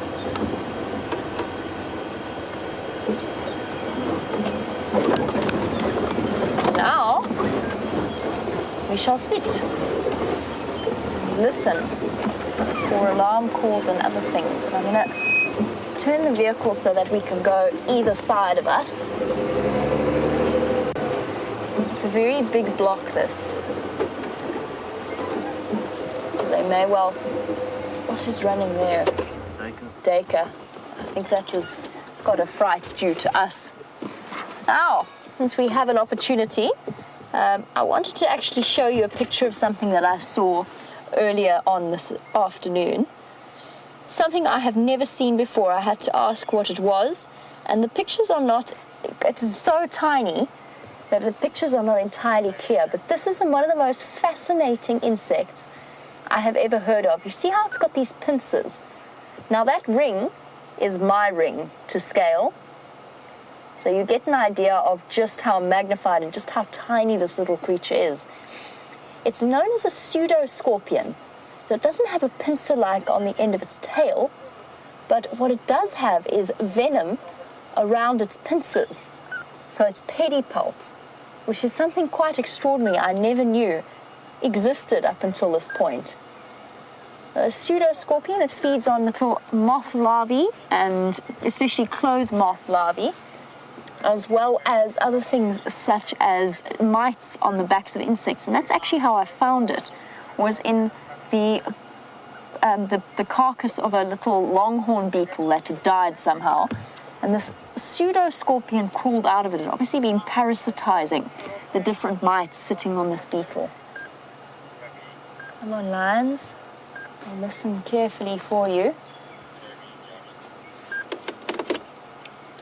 Is standing by. What's your position?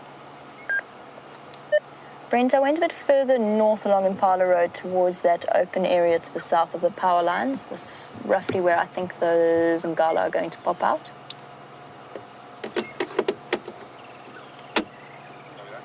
Look at how dense the vegetation is comparatively. Now that could be, if you look at that quickly, that could almost have been a lion. North now to this block here.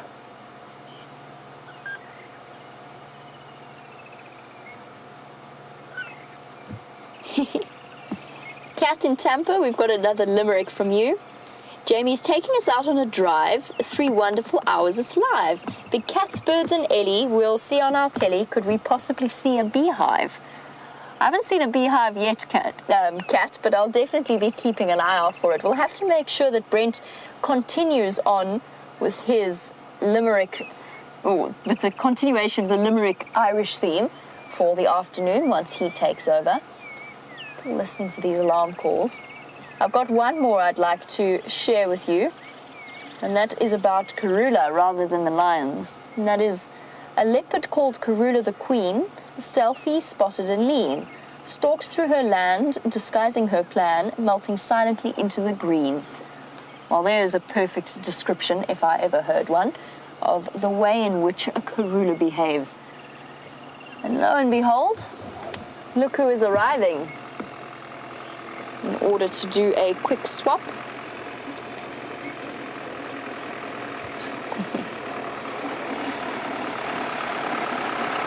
Thank you very much, Michelle, for your Karula limerick. It's warriors all over the car. Oh, it's actually looking really sadly depleted now. It was my St. Patrick's Day decoration. Ah, okay. We're also having a limerick competition. A limerick competition? We are. I'm definitely not competing in a limerick competition. I haven't done very well so far. I've been talking too much. But the viewers have been sending through some excellent ones. Well done, guys. We might need to keep that going. Get them to write limericks on things that they see. As long as you don't ask me to write. I know, I haven't done very well. I'm going to try and remove this from my head, though. Just, ow, distinctly uncomfortable. The lionesses just started coming west around. They're probably going to pop out somewhere here, hopefully, unless they do a loop around. Okay. But it just got too thick, and it looked like they might have been hunting. I didn't want to interrupt. Okay. Okay. So I'll go out on this vehicle. Yeah. I'll see if I can give you a hand finding them. And there you go, guys, some variety in your afternoon. I'm going to say goodbye to you all for today, and I will see you again on the sunrise safari, unless, of course, I happen to find the lions before Brent, which is not impossible, but probably unlikely. Brent, do you want me to take my box out? Are you happy? Okay. Make space for Brent's stuff. All right, Vim, thank you very much. Vim's raised a very good point. I can't go anywhere until I have unmiked myself. You just connected yourself. Yes. Do you need an earpiece as well? Yes, please, I'll just take yours. Cool. All right, everyone, there you go.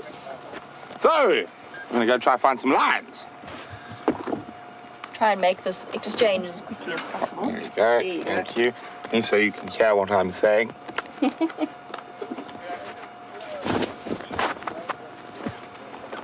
Okay. Well, thank you everybody for joining us as always and your wonderful questions, and thank you especially for your brilliant responses to the Limerick challenge. I'll catch up with you again on the Sunrise Safari. In the meantime, have a wonderful day. Over to you. Bye. Bye-bye. Bye. Don't forget your chili case. Yes, don't forget my camera. Yes. I don't like leaving home without the camera. See, now this is a problem I face whenever I get into the vehicle. After anyone else has been in there, in our whole guiding team, I have to move the chair as far back, whoopsie, as possible. We can't all be 6 foot tall. And sometimes, especially in Jigger, it's a little bit of a challenge. Unfortunately, in the rust bucket, it's not too bad. Oh, there we go. Pop those there. Now I should be able to move it even further once I'm in. So you're going to head towards Impala Plains? I am, yes. Okay. All right, I don't have to... I might do a little Perfect. loopity-loop. Perfect. I'm going to go sit and listen for alarm calls as well. Okay, let's get going. So if there are any new viewers, we are swapping out, and let me just try and figure out what's going on here quickly. There we go. Oh, and the door is open. My name is Brent Smith, and I'm going to be taking you on the second half of the safari. Hopefully we're going to be able to locate those Nkuhuma ladies again. You have some big shoes. I've got some big shoes to fill, VM says. Well, Jamie's shoes are actually quite little, but the size of the imprint is large. Okay, I can have a look through here now. So those ladies could pop up anywhere around here. I just want to check through towards the power lines, just in case they might have changed direction, if Jamie's going that way.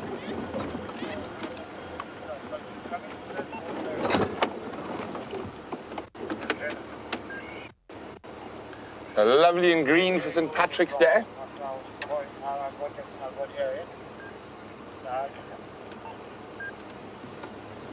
So Vim, I'm sure, using his height to stare deftly into the mixed woodland, or broad-leaved woodland that surrounds us here.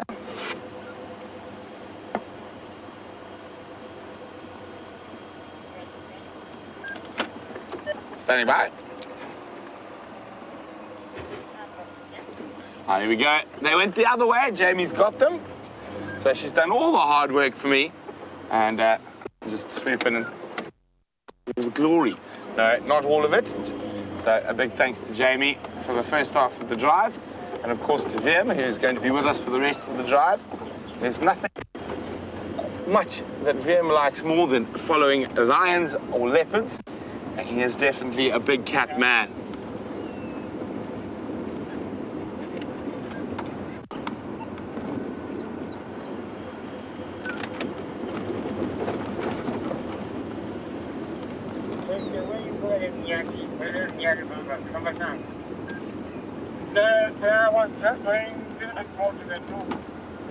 So Ellen on Twitter says, thanks Jamie for a nice start to the drive. Now I better strap myself in for Brent's Ferrari Safari.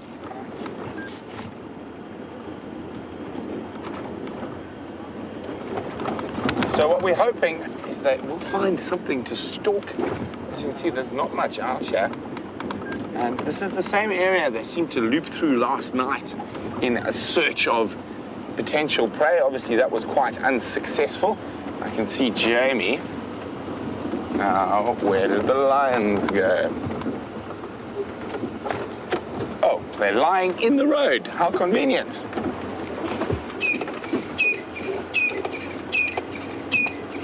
Thank you. Hello. Here we go. Thanks. Well, now you can go home and relax. Oh, we're just walking Job out done. in the middle of the road. Here we go. The Nkuhuma ladies having a little break. I can still see one over there through the bush, but two of them having a nice little snooze. Hey, girls.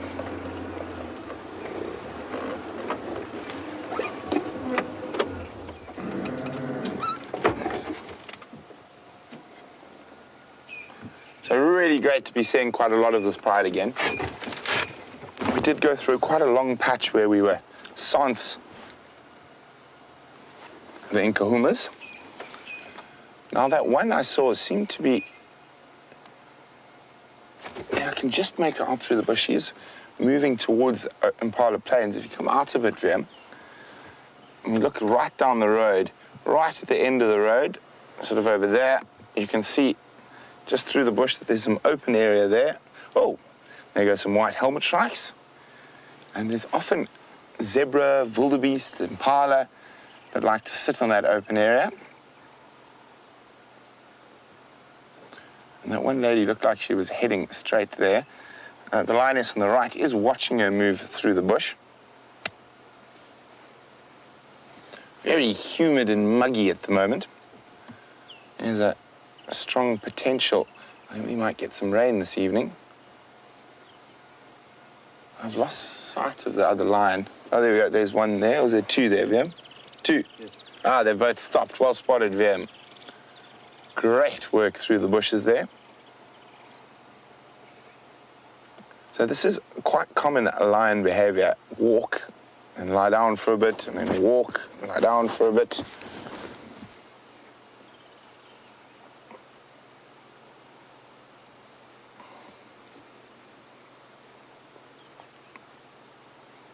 And I use these quiet moments to listen. I mean, to hear if there's a possible buffalo herd ahead, or zebra, or even impala. Looks like she might come through to join the others on the road.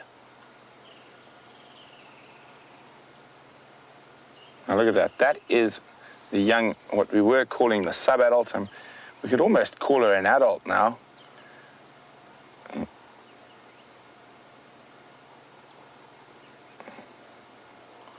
Hello, guys.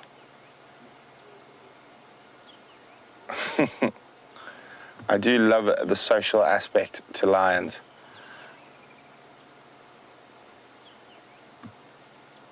And flop. So even though they are lying down now, it's definitely going to be worth spending the rest of the safari with these girls. They're hungry. They're definitely going to be on the hunt. And it is an incredible thing to be able to move with big cats while they're hunting. Getting rid of some of those irritating parasites, like fleas and ticks. And lions are great groomers. There we go. It looks like she's ready to be up on the move again, or is she just going to another itchy spot on the other end?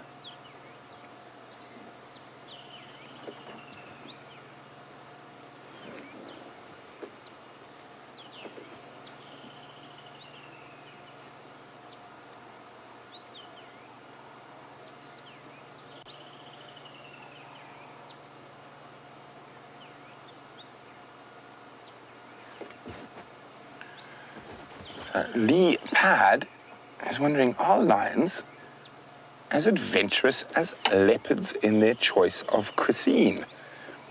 Now, I'm not sure what you mean by that, but they do have a very varied diet. If anything, they're far more adventurous in their choice of cuisine, and they'll eat everything from a tortoise or a little scrub hare through to a rather large elephant, or a sub-adult elephant. In certain parts of Africa, they hunt elephant regularly. But in this area, their favorite seems to be buffalo. And that is quite an adventurous thing to take on, an adult buffalo. They're quite apt at defending themselves.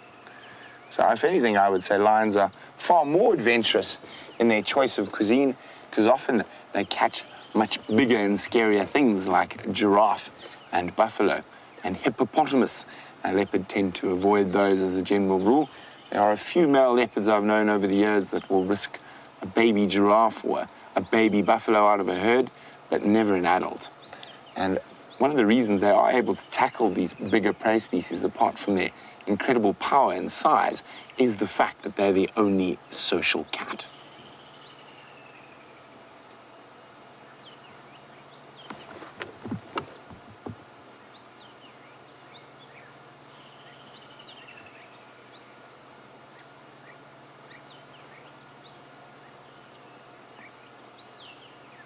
Now, on an average, in the cool afternoon like we are now, even though it is quite warm and muggy, lions will generally move for about 20 minutes, rest for about 20 minutes before heading on.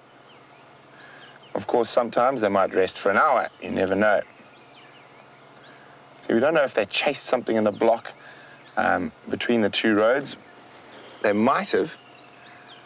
And if that's the case, they might rest a bit longer. They need to build up a bit more stamina.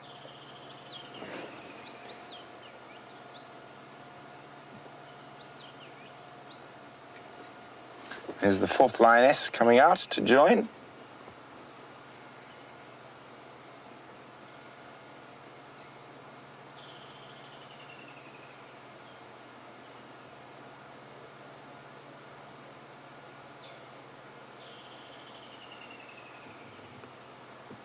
Let's just go wide a bit. She might flop down on the other one that's on the other side.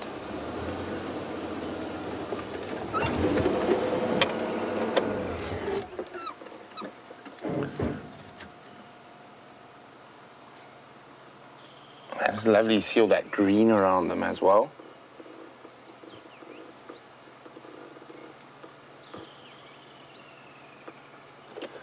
And there's the lazy little sub-adults, or young adults is probably a better term now. Zumi Mike was just saying he's watched the Battle of Kruger many times and just amazed by the perseverance of buffalo. It is incredible, and strangely enough, it really depends on that exact situation. I've seen buffalo give up on their calves very easily as well as fight for their calves. So I wonder what is that tipping point that will send a herd plummeting back where other herds will just run in the opposite direction. So what I'm going to try to do now is, in preparation for when they get moving a little bit later, I know there's a little sneaky path, game path up to the left here. So I'm going to try. Let's have a look if we can go this way and doesn't look, whoops, sorry, doesn't look like we can go that way, so I'm just going to reverse back down the road a bit.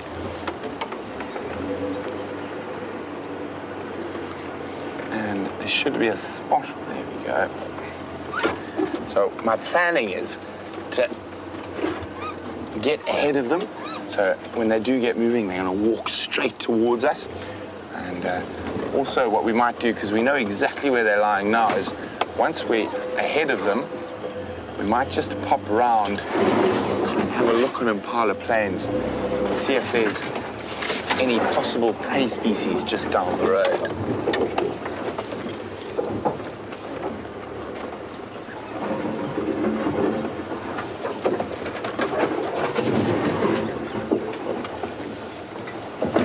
So there's this nice little open area I was chatting about where we can move through without too much trouble to get to the other side of the lions. And we've actually had Queen Karula in that very marula tree.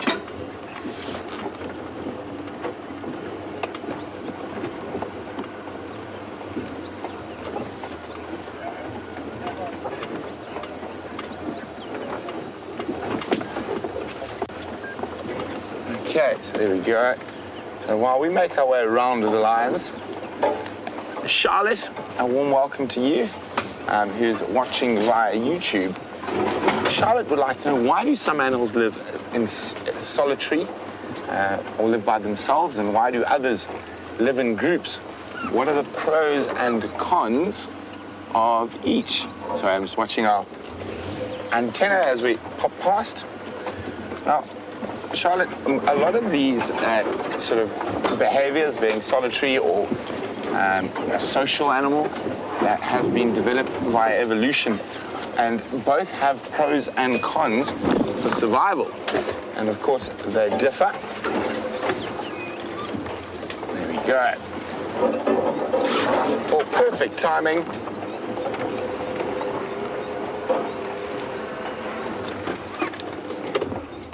As the young adult decides to come join the others.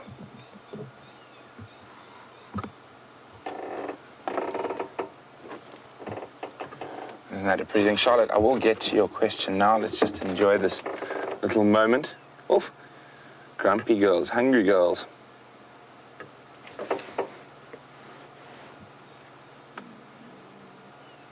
I don't know if you guys can hear that ooh, as she lay down.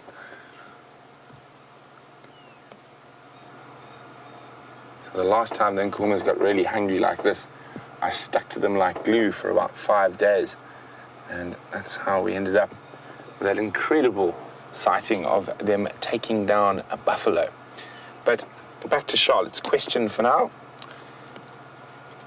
Charlotte was wondering why social predator versus solitary predator. Now, let's just take lions because we're looking at them at the moment, and they're the only truly social cat species in the world. And the main reason for this is they evolved in a predator-rich environment. So when lions evolved into their current form, it was at about the same time human beings evolved into their current form. But apart from us and lions and hyenas, there were giant hyenas, which were about the size of waterbuck. There were giant saber-toothed cats. So it made sense in a very predator-rich environment, being a bit smaller than the others, to band together and make them far more formidable. A single saber-toothed cat would think twice about attacking a group of lions, and a group of lions could possibly defend themselves against a saber-toothed cat. Same goes for human beings. And a leopard now, if we take the other cat species, which is not a social predator, is got a very different strategy. It's quite a bit smaller, so it also doesn't catch as big a game. So it is evolved to live in lower densities and sort of relies a lot more on camouflage than lions do in terms of hiding. And also, one of the other main reasons that they don't need to be social is that they have the ability to store food. Now, being able to carry food up a tree is obviously a huge benefit because you don't have to scoff it all at once before the other predators can get to it. Sorry guys, it's going to be on the radio.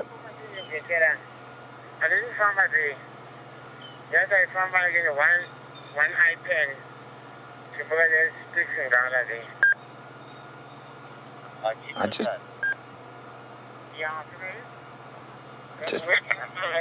sorry guys. The guy's trying to ask me for an update, but then he doesn't stop talking.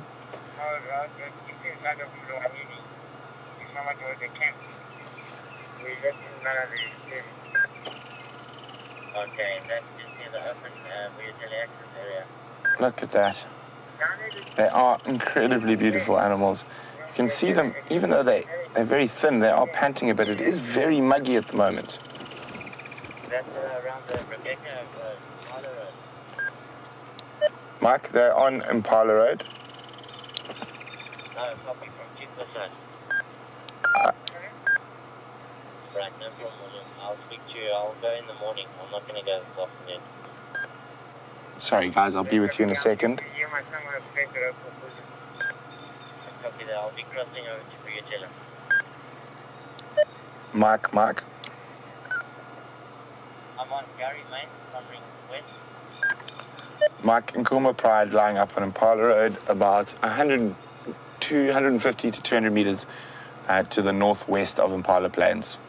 So if you're on Gary Main, best access is M North onto Impala Plains and then just head northwest.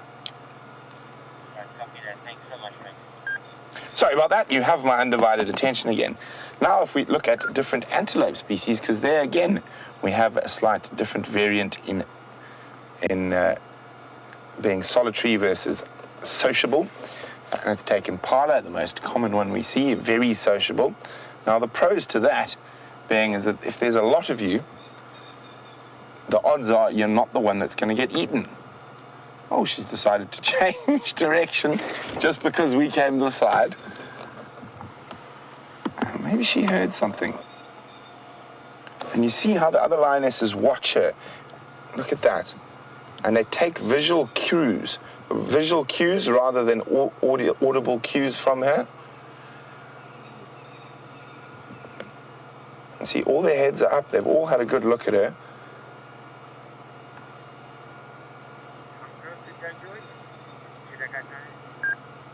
Very interesting to watch lions.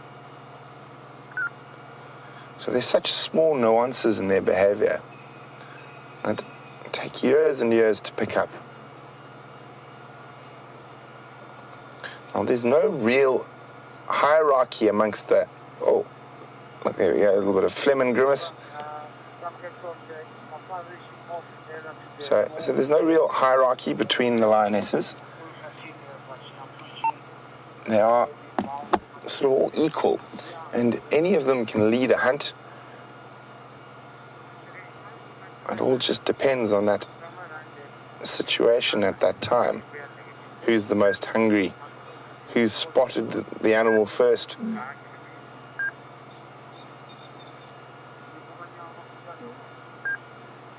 I don't know if you guys can hear that, but they're calling to her. Oh, oh.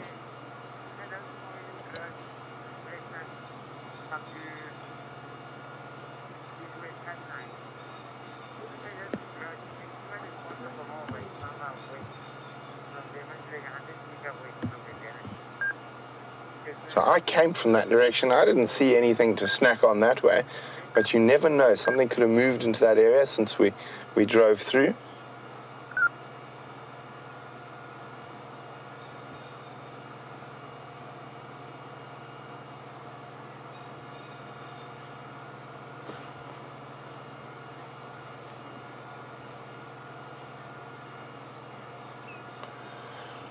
So Margarita in Germany would like to know, how do these lion prides receive their names?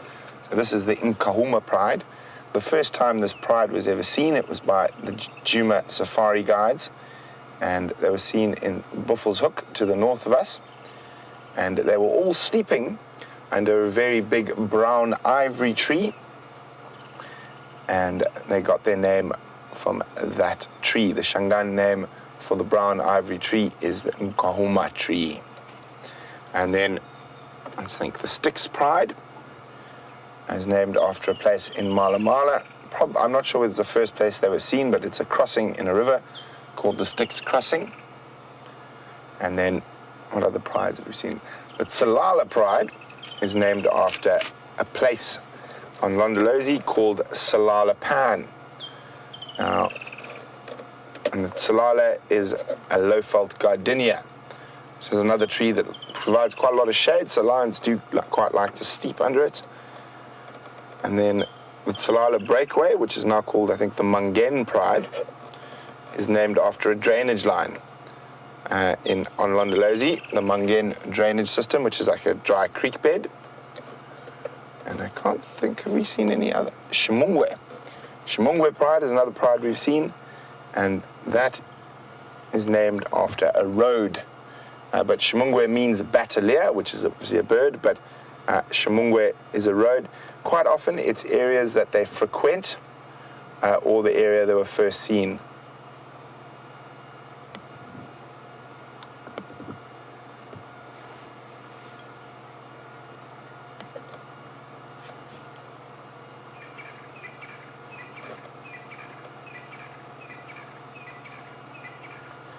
So male coalition names is a little bit more complicated. It all depends. Quite often, again, it is the area, possibly the area they were born in and where they moved from, like the Majingalans. It could also be a particular trait, because sometimes you have oh, they're drinking at that pan. You have no idea. Sorry, guys, I'm just going to, because I'm pretty sure these other ladies are going to follow suit shortly. Quite often with male coalitions, you sometimes have no idea where they come from. They can appear from the Kruger or the Manuletti, and we might not know too much about them. So, for example, one of the more well-known coalitions, the Mapoko males, were named after a very violent security company. And that's how they got their name. The Majingalans, I can't really remember. I can't really remember what Majingalan means. I think it sounds like a bit of a Fanigalo, which is a bit of a made-up language, mixed up with lots of different things. And And then, what other coalitions? Well, see, the Castleton males, obviously they came from the Castleton Pride. The Styx males came from the Styx Pride. So quite a lot of the time, the coalitions will be named after their origins. Other than that, it could be a specific trait they had, like the Mapogos were extremely violent, or seemed to be, although violence is part and parcel of a male coalition takeover.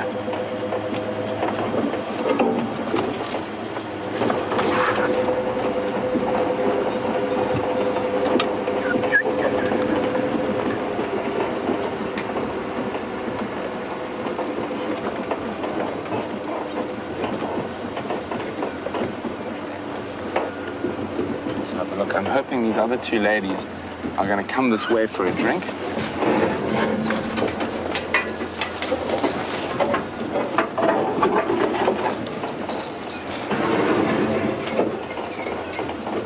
Where did we go through last time? Here? Yeah, there we go. I see my drink. Was it there? Yeah, that's pretty good. Okay. We'll go through this way this time. It looks a bit better.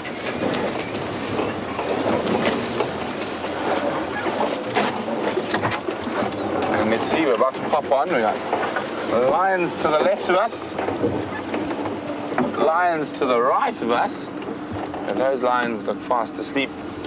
Let's have a look at the ones with their heads up.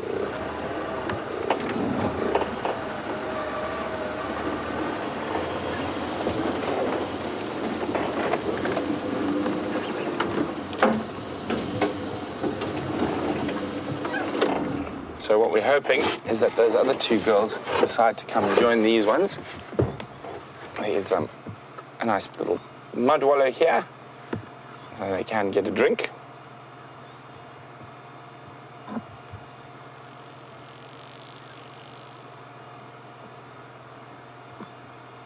Yeah, look at that, there's a big tick right behind her ear there. So after this bout of rain, quite a lot of ticks about.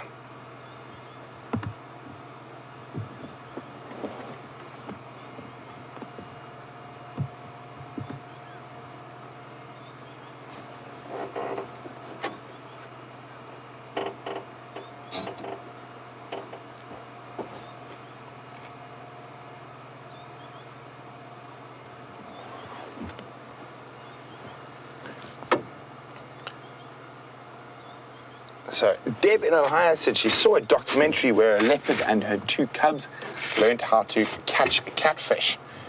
And she'd like to know if lions have ever been recorded doing this. I have actually heard of lions doing it. They are instinctive creatures. So that movement will be known after you've just gone around, you're going back. Okay. And that animal is really close to Viam when they do that. So I can see Viam's got a grin from ear to ear when that happens. He loves it when the lions walk close to him.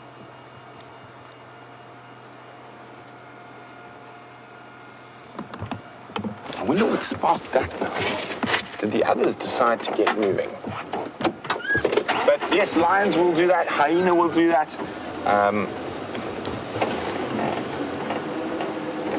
So in quite a lot of places in Africa, when water gets scarce and those big pans start drying up, a lot of the predators will take advantage of those catfish in the drying pans.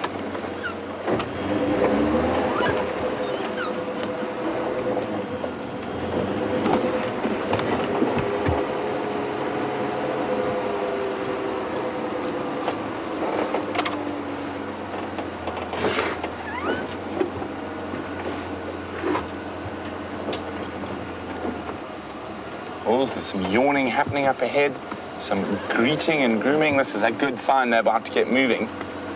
And oh, there we go. So Martin, a huge Safari Live welcome to Martin. Who's a new viewer and would like to know where on earth in Africa are we? Well, Martin, we are in the Sabi Sands Game Reserve. And if we go a little bit smaller, at the moment we're on a place called Djuma Private Game Reserve, and we traverse here and on Arathusa Private Game Reserve. And A little bit bigger than that is the Sabi Sands Game Reserve, which is about 120,000 acres. And we're part of the Kruger National Park, or the Greater Kruger National Park, so there's no fence between us and them. That's about 2.7 million hectares, so about 5 million acres, just over 5 million acres, which is then part of the Greater Limpopo Transfrontier Park, which is 3.9 million hectares, so just under 8 million acres. But we're in the northeastern part of South Africa. Our province or state is called Mpumalanga, which translated means where the sun rises, so right on the east of the country. Oh, do you hear that, Viam? Mm-hmm. Sounds like other lions roaring in the distance. Long way away. I just heard that the Styx lions were just south of Cheetah Cut Line, which is the crow flies from here. It's probably about 4.5, 5 kilometers, so maybe it's them, the 3 Styx lionesses. You can also hear a ground hornbill. Doo-doo, doo-doo-doo, doo-doo, doo-doo-doo.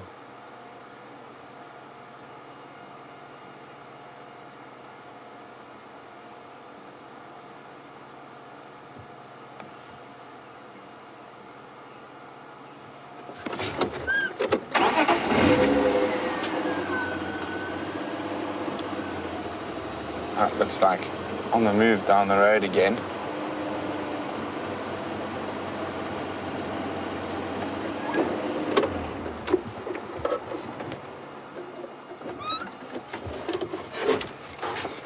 So I hope the community on YouTube is wondering if these lions are getting annoyed or nervous with us.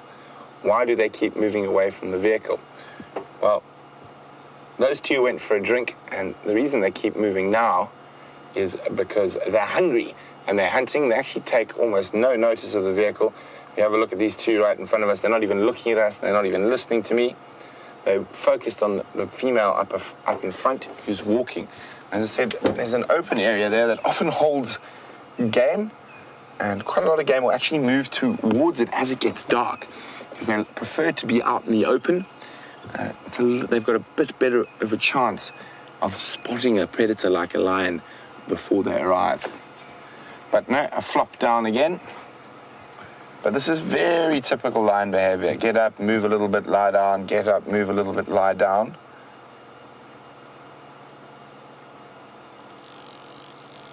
But listening intently.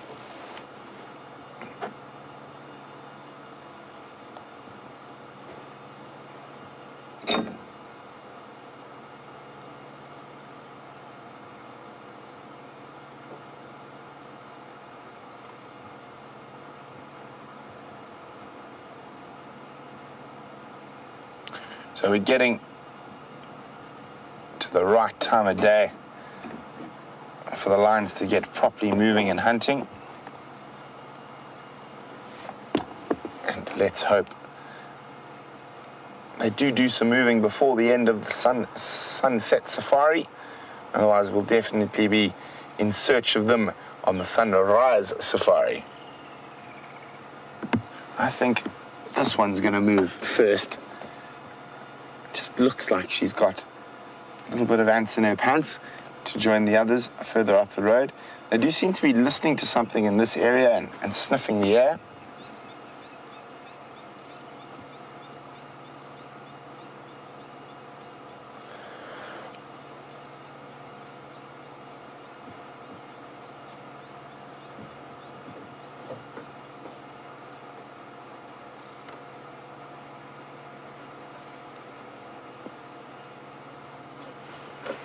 Jeffrey in Texas would like to know, is yawning contagious in lions as it is in humans?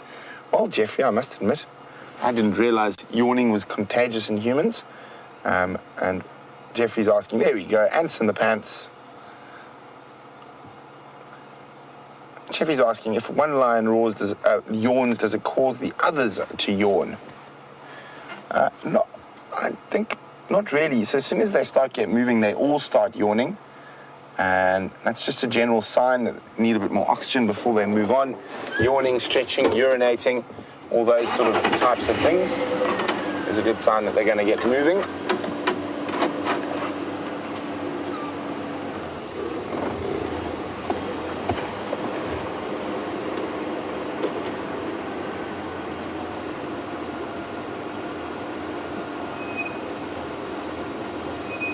There we go, all three now moving towards the one lioness. Oh, branching out. Maybe they're off to visit Arethusa tonight.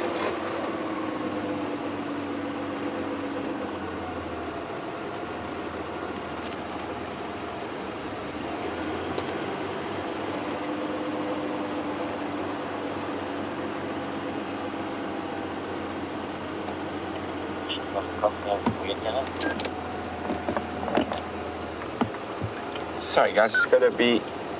Oh, look at that. She's cleaning her claws.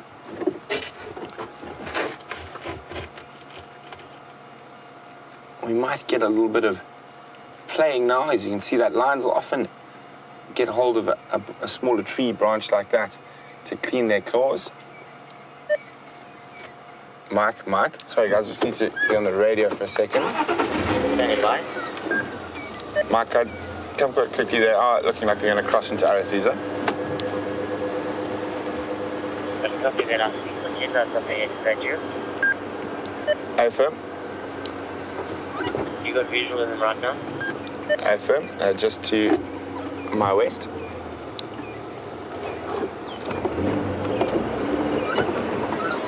So what we're going to do is I'm going to shoot around to the road. I think they're going to pop out onto the boundary between Nkuhuma and Arethusa private game reserves.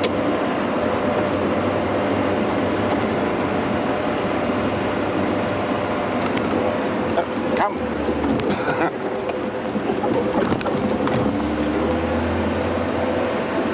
Mike, if you go there, you'll see them just off the road. I'm just going to go around to make sure I don't lose where they cross. Good luck, guys. So yeah, that's Mike from Cheetah Plains, just letting him know where the lions are. Hold on, someone requested a bit of a Ferrari safari, so here we go. We're not going to Ferrari through these very large bumps though. I might lose VM. Well, I have tried to lose VM on many occasions. I haven't succeeded yet. Hang on like a little baboon. Here we go. VM says he hangs on like a little baboon.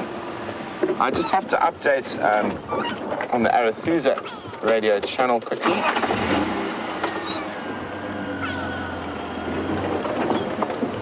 Is any station in the west copying me?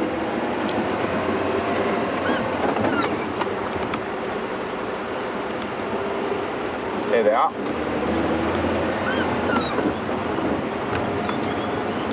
So, right spot.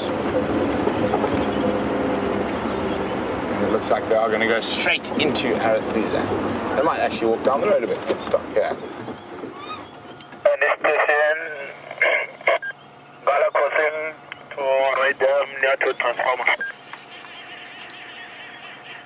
Two stations in this position. Gala coming from Vietela near to the transformer. Any station? Here we go. She's going to come right next to us. 4. Yeah, 4 fathers. There we go. So they've actually changed the direction slightly. They're now heading, and they head right past us. Look at this one coming right at us. Oh, they are exquisite creatures.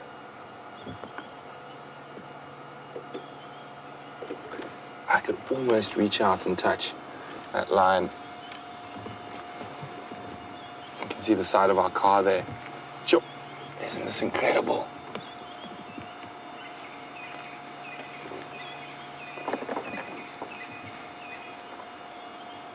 You too, little one.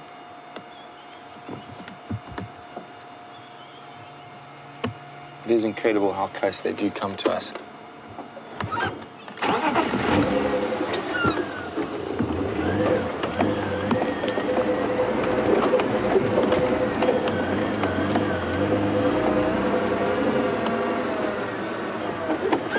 just gonna have to concentrate a little bit, see where they're going now.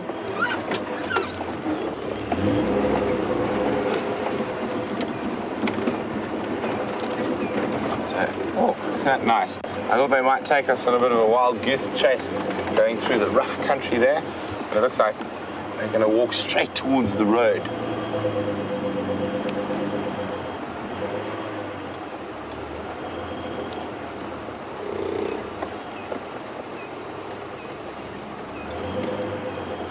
And again, you see how they lie down. Very, very typical lion behavior.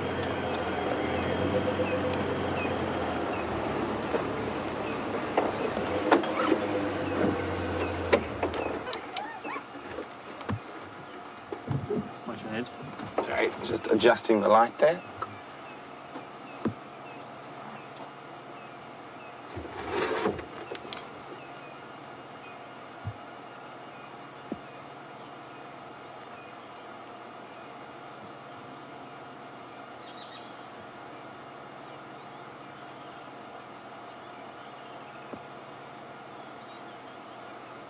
So Safari Dean's wondering, do their claws have scent when they scratch the post like that?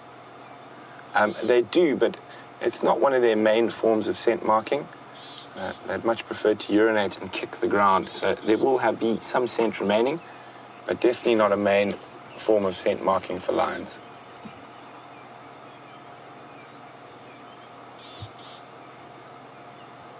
It is really humid now. Very, very muggy. And that's probably why they're walking and stopping so frequently.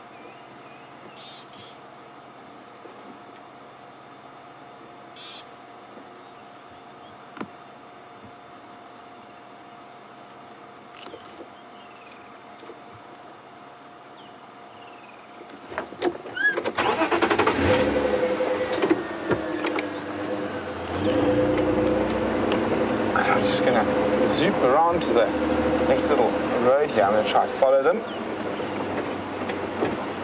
Hang on. Hello, everyone. Hey, Sharp and I was trying to call you guys on the radio. Okay. No one was listening. Nkuhuma. Okay. Maybe not quite directly to the access road. So we might have to do a little bit of off-roading. But those who've been watching for a while, no, I'm not too worried about a bit of off-roading. My cameraman, on the other hand, might be. Ah, there we go, not VM. Nothing can scare VM. Rusty might be. Rusty might be, yes. Oh dear, that's a problem.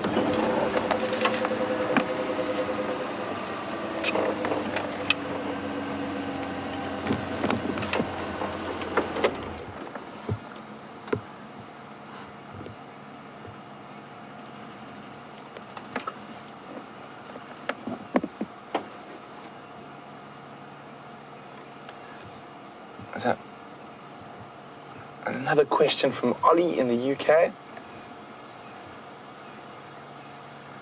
Ollie's asking, what is the biggest pride of lions I've ever seen, and where did I see them? Well, Ollie, I've seen two incredibly large prides. One was in the Eastern Kruger National Park. There was actually a documentary made on them. Sorry, there seems to be quite a lot of cables in here. There we go. And that was called the Mega Pride.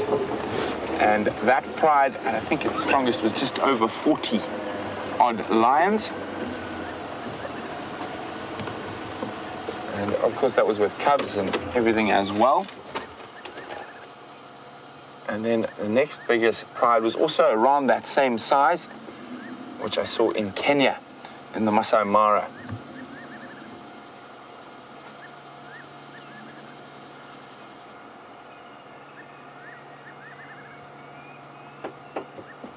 Sorry guys, just be on the radio for a second. Station on Triple M North coming.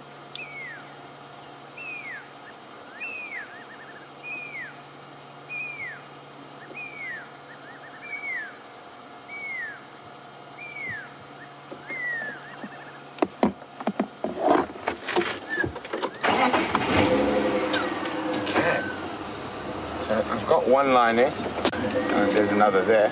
But sometimes when we're going through the thick bush like this, it's often better. We just choose one animal and stick with it. Or we could just have two.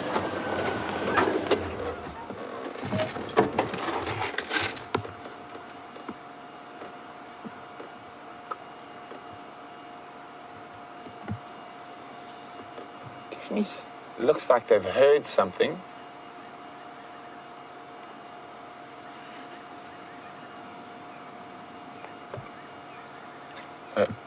Wendy in Minnesota is wondering, has a lion ever scent marked a car? I'm trying to think. I'm sure it has happened. Believe it or not, I have actually been personally scent marked by a lion, and I can guarantee you it's a thoroughly unpleasant experience. We were filming with Kevin Richardson, and we were filmed from inside a cage.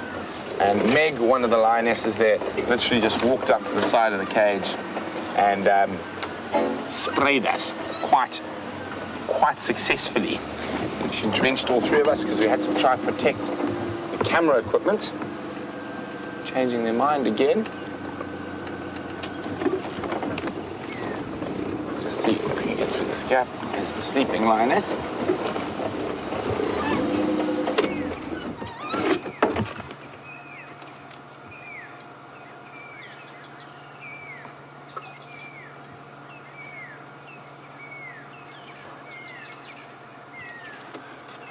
I just need to try the radio again for a second. Is any station in the west copying me?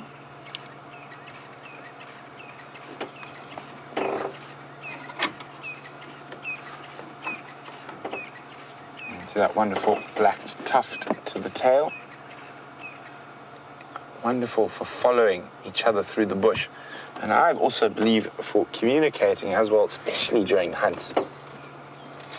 Now, a lion's eyes, I see mostly in black and white or shades of grey. So anything that's dark black like that really sticks out.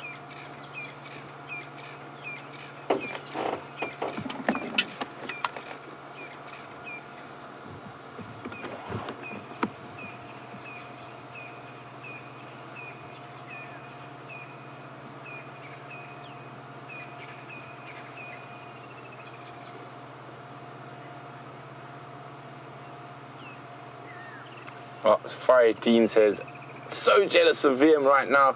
It must be such a rush to sit so close to a passing lion.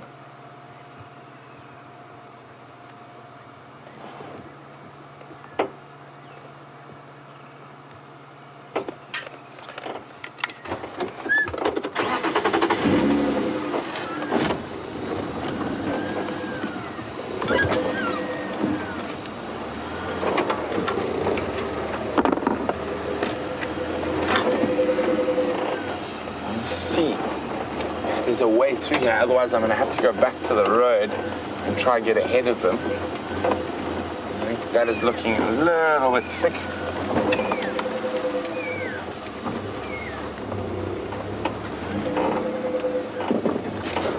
Ah, there we go. There's one who's taking the more open route. I'll stick with that one.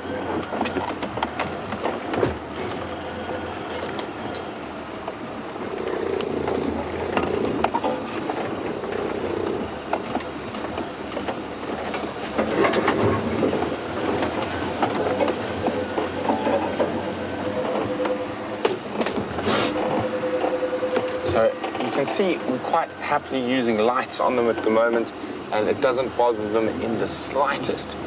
But as soon as their behavior starts changing and we start seeing that they are stalking something, we will kill the lights. And quite often that's when we lose them during the stalk, but we've got to try and make sure we don't interfere. And having the lights there could either be a benefit or a hindrance depending on whose side you're on. And we're not on anyone's side, we're neutral. So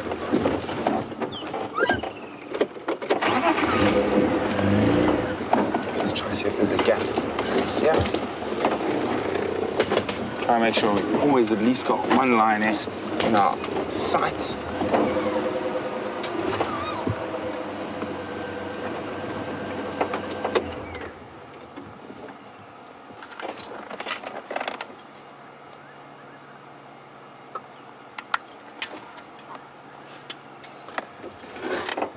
see, there we go. Okay, you see that now her body language has changed. We are going dark. There's some form of animal that the lion has seen up ahead that I haven't. So lights off. And unfortunately now, this is it. We have to stay like this. We're going to sit here quietly. Now I have to listen to what's happening. Of course, can we just switch this off so I can see for a little bit longer? There we go. So VM's just even taking the light that shines on my face off, so I can actually watch the lions in this half light. You can just see how she's moving. Whatever it is there, and suddenly both lionesses I could see completely changed.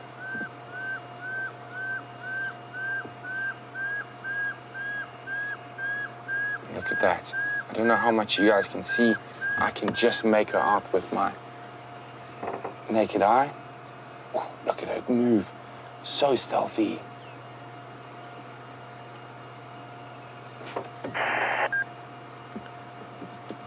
And isn't this absolutely crazy? We just left, yeah.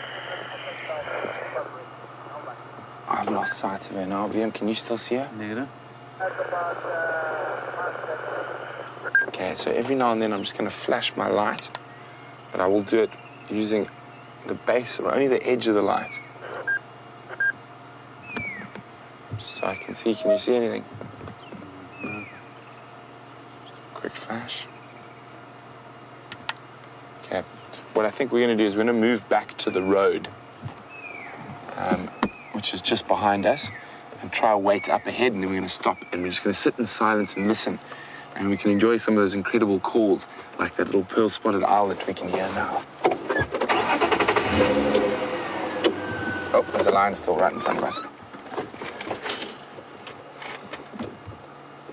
So I'm just going to show you quickly. If you hang the edge of the spot, she's there behind that bush there. So I don't know if you can see her. There, you can just, oh, is she gone? Oh, that's how quick it was. There was a lion there. Okay. Now I'm in two minds. I think, what do you think, VM? Head back to the road and go wait a little bit further up ahead? The problem is if we sit where we are right now and they chase something, we're not going to be able to move very quickly. And if they catch it, we'll find them because we'll hear those distress calls and the possible growling and fighting. But if they miss, they just melt off into the bush again. So we're going to make sure we don't interfere. So we're going to move away from where the lions are hunting. And just go stand by in an area where we can hear nicely and also see a bit better, quite in a thicket as we are at the moment.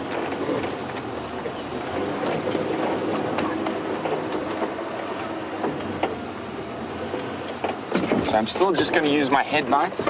I'm not going to sweep my spotlight around too much.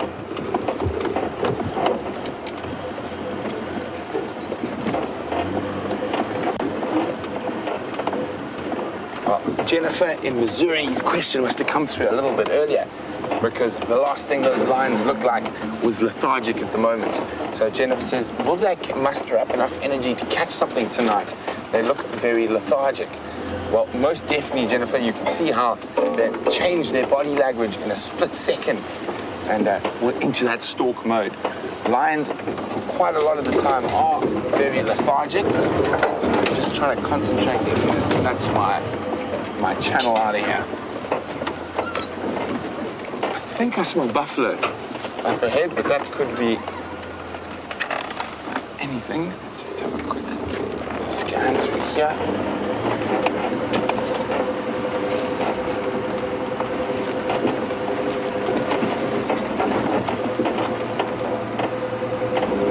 So there is a little road up ahead. It comes off this main road. There's the main road.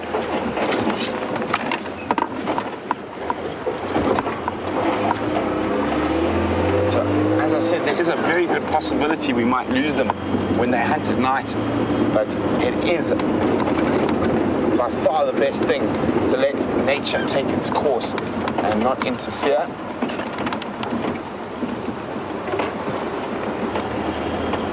Just trying to... That road's a little bit further than I thought, but that's fine.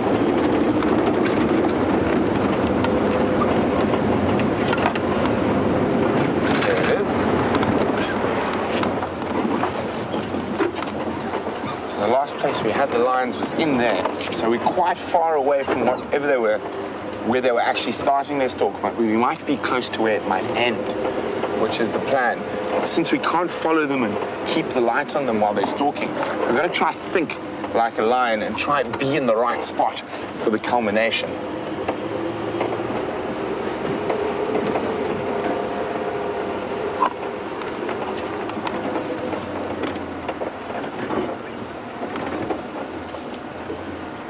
What we're going to do is I'm going to find a little spot here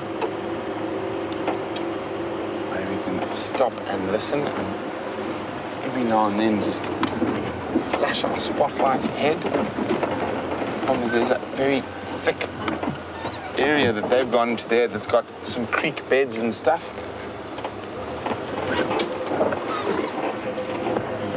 We'll give it a few minutes and see if they pop up through here or if we hear anything.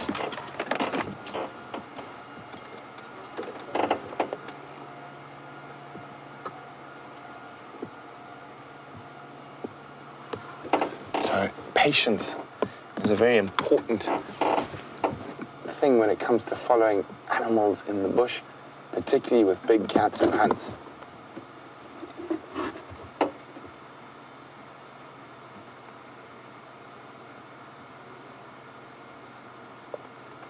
So what we're going to be listening for is almost a stampede, and you can see the moon there just shining through the clouds.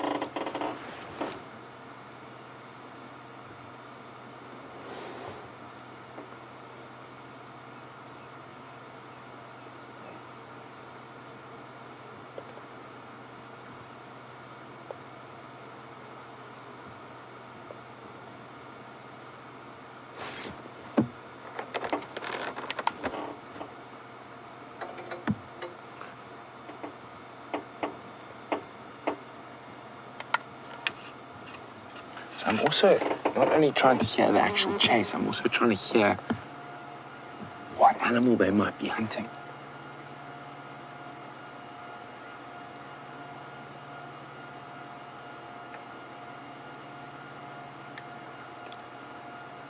Very still.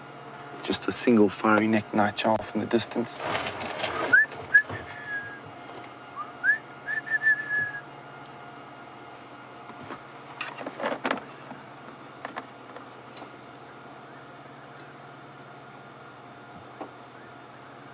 Trying to listen to see if I can hear sort of a buffalo foot, or a buffalo scrubbing his horns against a branch, or even zebra footprints or zebra flatulation. Try to figure out what they saw or they heard.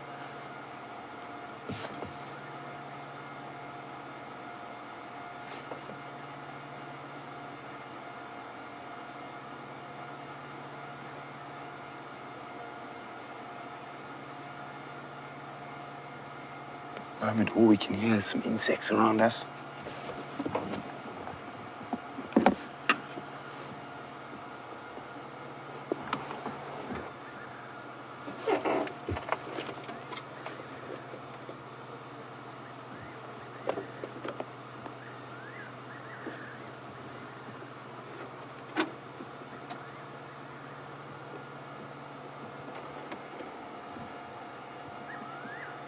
There's that fiery-necked nightjar.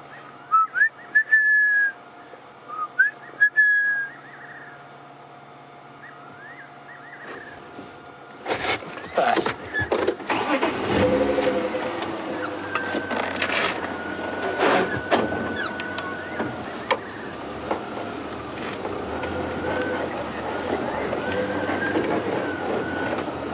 Make sure they don't sneak onto this. Howie, can I go back then? Yeah. Okay.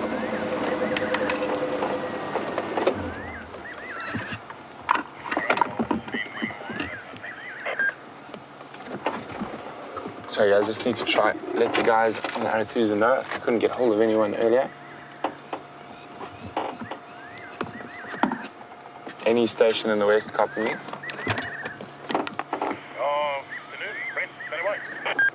Afternoon. I was trying to get hold of you guys earlier. Nkuhumas have crossed. I lost them in that block just to the west of Red Dam. I think they're in that little drainage system that leads into Red Dam. They were showing interest in something, so it was about 5 minutes ago. I haven't heard anything yet.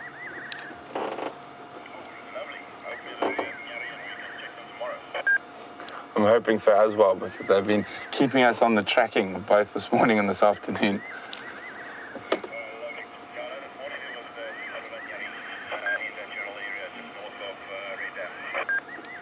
Copy, thanks very much.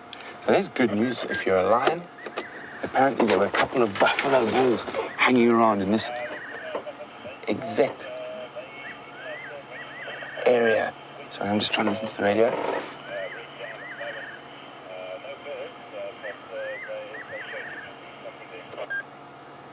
So there were 2 buffalo bulls in this exact spot earlier on the drive. So maybe that's what they heard or smelt. I thought I smelled buffalo.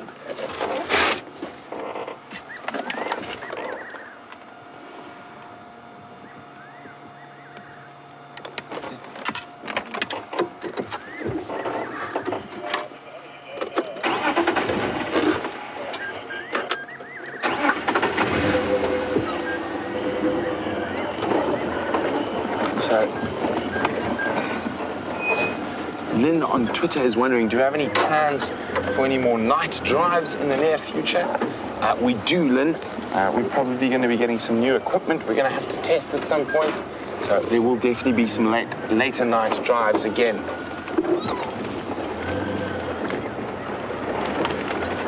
I just want to check. I thought I might have heard a lion contact call up the road here.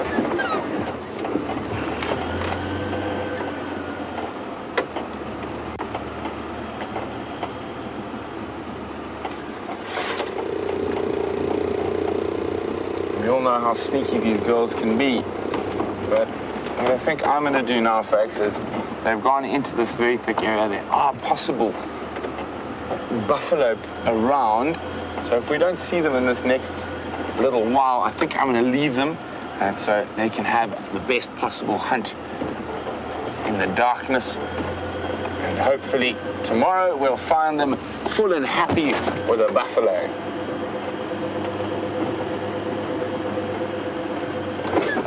As I say that, we found them, and it looks like they've given up the stalk.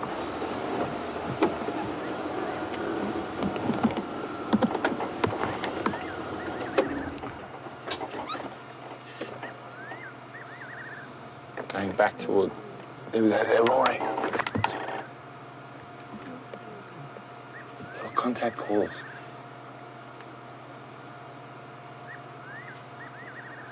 Quite a loud contact call. I thought it was a roar initially, or the start of one. Let's just move forward a bit.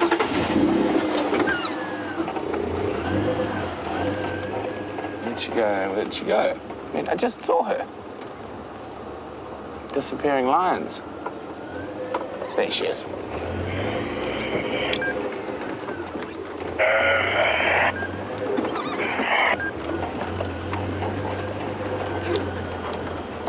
Stations, those Ngale are about to pop out on Ngari Main again. It seems like they were unsuccessful. I just heard buffalo running away, and there's a single lioness calling now.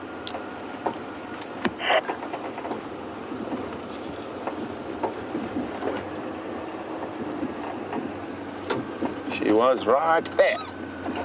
There she is.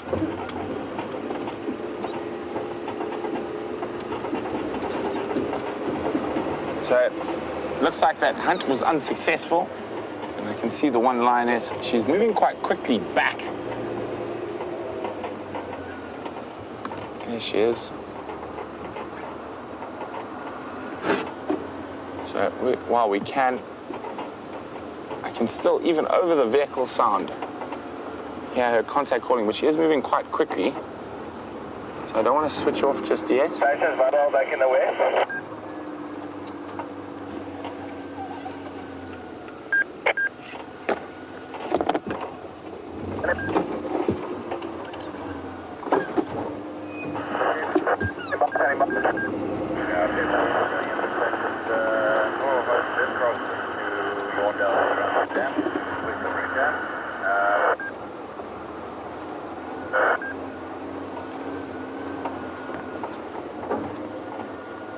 she is. I got you the line up there. Brent? Said, make your way, it's just me here. I just come straight on Triple M North, you'll get my visual. We'll be there now. We're there.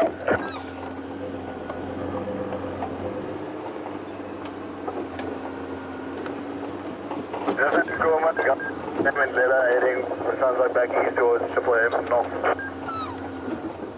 Okay, she looks like she, during what I thought might have been a chase, I think she's lost the other ladies. Oh, she is moving quickly.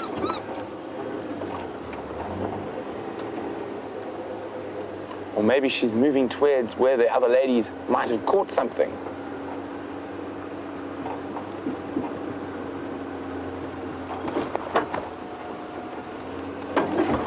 See, there she is.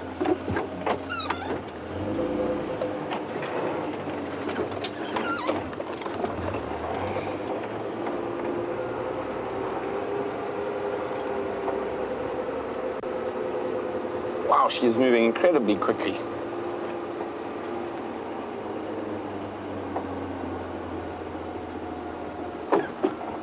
This looks like she's going further in now. This is very close to where they crossed.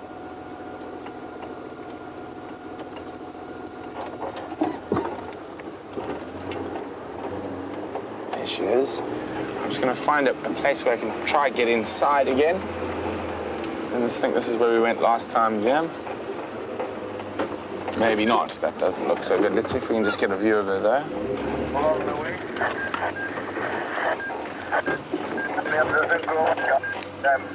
Instead of coming back quick east towards Triple M North.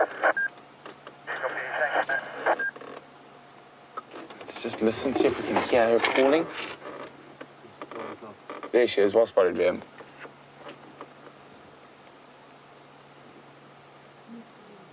There we go. You can hear that call.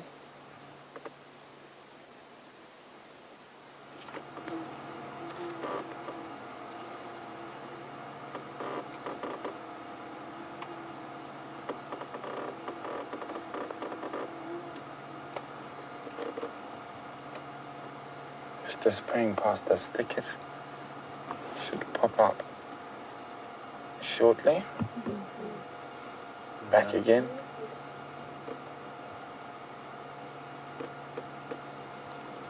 Wonder where the other girls are.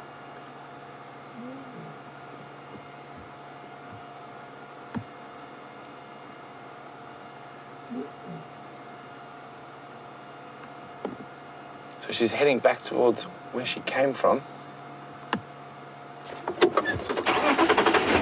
So I think in that chase we heard, it was very distant, just that she's been separated from the rest of the ride. Standing by. Turn on to Red Dam Road. Come a little bit west. I'm at Impala Plains Junction now, but Linus is heading back towards Red Dam Road. I've just got a single one. They chased something and they've been split, and she's busy calling for the rest of them. I'm on Red Dam Road. What must I do? You may go and wait enough. Okay, I don't know if you can hear my mother, but she is heading back towards that area.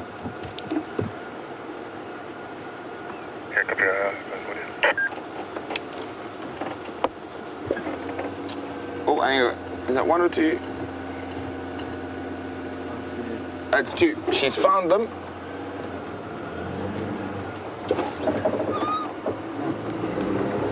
And it looks like a good spot for us to hop on over, so to speak. I don't know how long we're going to be able to follow them. This is quite a difficult block in here.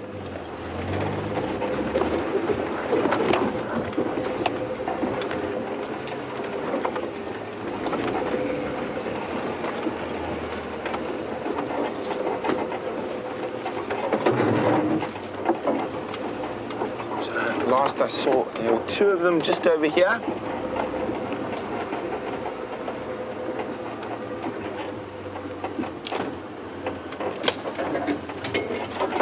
Where? 1 o'clock. 1 o'clock.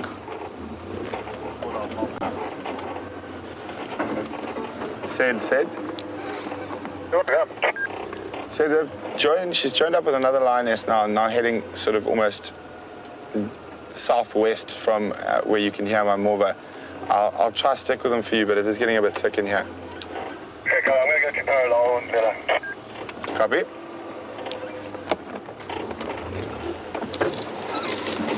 Okay, so guys, I don't know how long we're going to be able to follow them. There are some big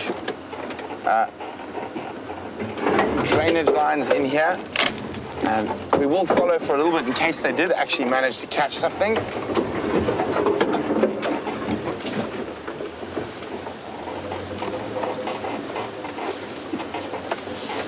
Now we got 3, 4. We got all of them now.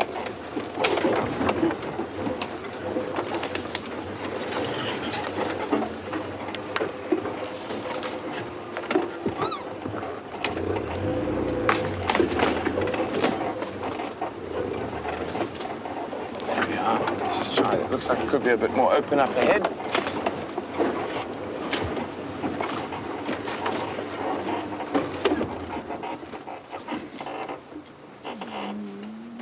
Oh, I love it when they make those noises.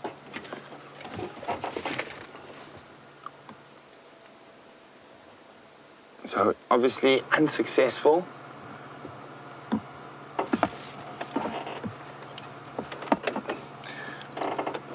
Paul Rizzo says, oh man, we're the lame buffalo when you need one.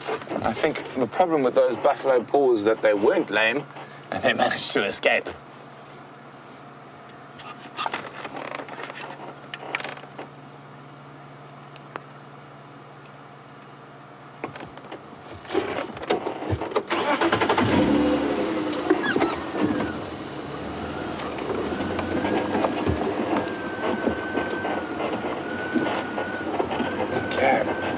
So they're heading deeper into Arathusa at the moment. I'm going to try to stay with them as long as possible. There are some incredibly difficult areas coming up ahead.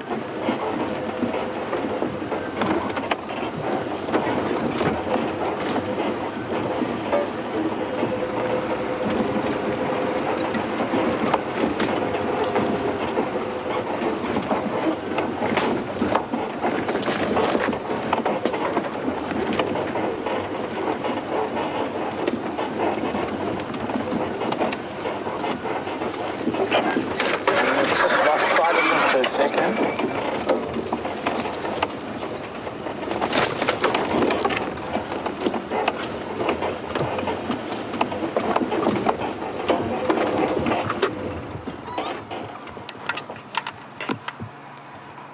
Yeah.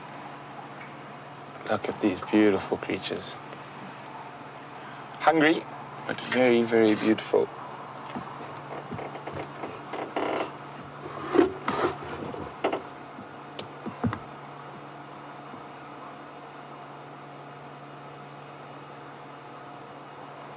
So there's 3 of them. I can't spot the 4th at the moment. Could be just ahead, could be behind.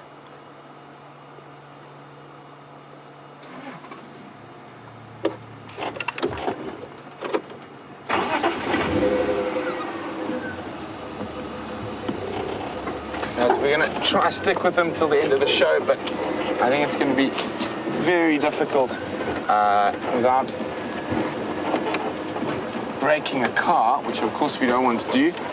Specifically this area that they're heading into at the moment can be really tough during the day, let alone at night. And the last road for a long while is about to pop up. They're about to cross it. So I think once they cross that road, I'm going to say adieu. Let me sneak through. So all our viewers are out there sending them St. Patrick's Day luck for their hunt. As you can see, they're about to disappear into a wall of bush.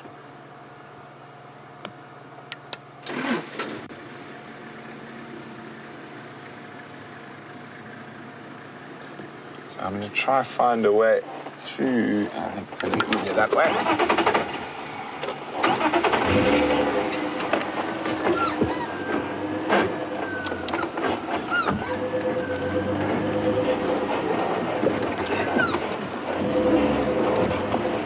hopefully a nice little gap. Brent. Standing by. You're going to carry on following. Negative. And there's one more lioness coming up right behind you. And once they cross, I'm going to leave them. I'd prefer I see all of them on this side. All right, excellent. Thanks, John. Okay, we got the last. The way they're going now, it's not too far north, not far north of Bed Dam. They're heading straight towards the Markham. So there we No, go. that's crossing west there. Anyway, so they've really got the parallel now. So there we go. Good luck for the morning. I'm closing down, so tomorrow. Off they go. And hasn't it been fantastic spending the whole evening with the Nkuhuma?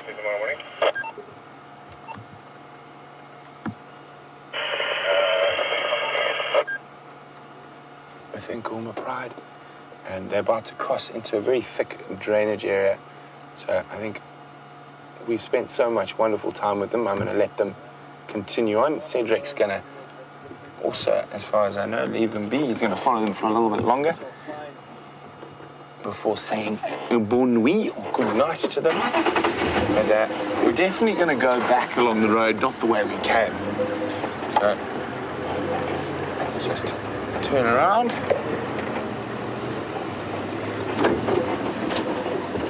Actually, no, let's go this way.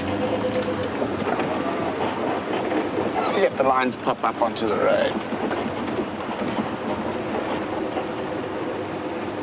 So Dory in South Carolina is wondering if I can tell from looking at them how long ago since they last ate. So I'm just going to say cheers to Cedric here. Cheers. Have a good night, sir. You too. How's that? It's a bit tight. Cedric is mocking me due to my wounded hamstring from the cricket. Sorry, Evan? Just fish off the rear line. Right. Thank you. So on leave, Cedric and I were part of this Kukuza Cricket Club's cricket game in the middle of the Kruger Park, which was very fun, except I damaged the same hamstring I damaged while racing James. Sorry, Doreen, I got sidetracked there.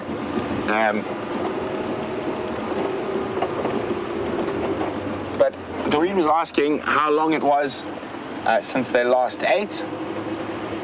And Doreen, probably about, I would say, 3-4 days now.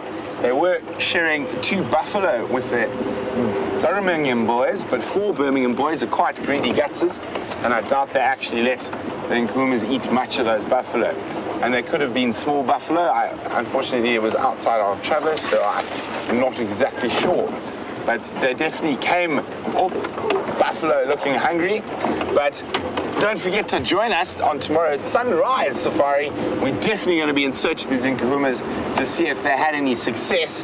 At the moment, we are now quite far from home, so VM and I have a bit of a trek to do, but we will do it with smiles on our face because we spent time with lions. It's been great having you all, and bon nuit!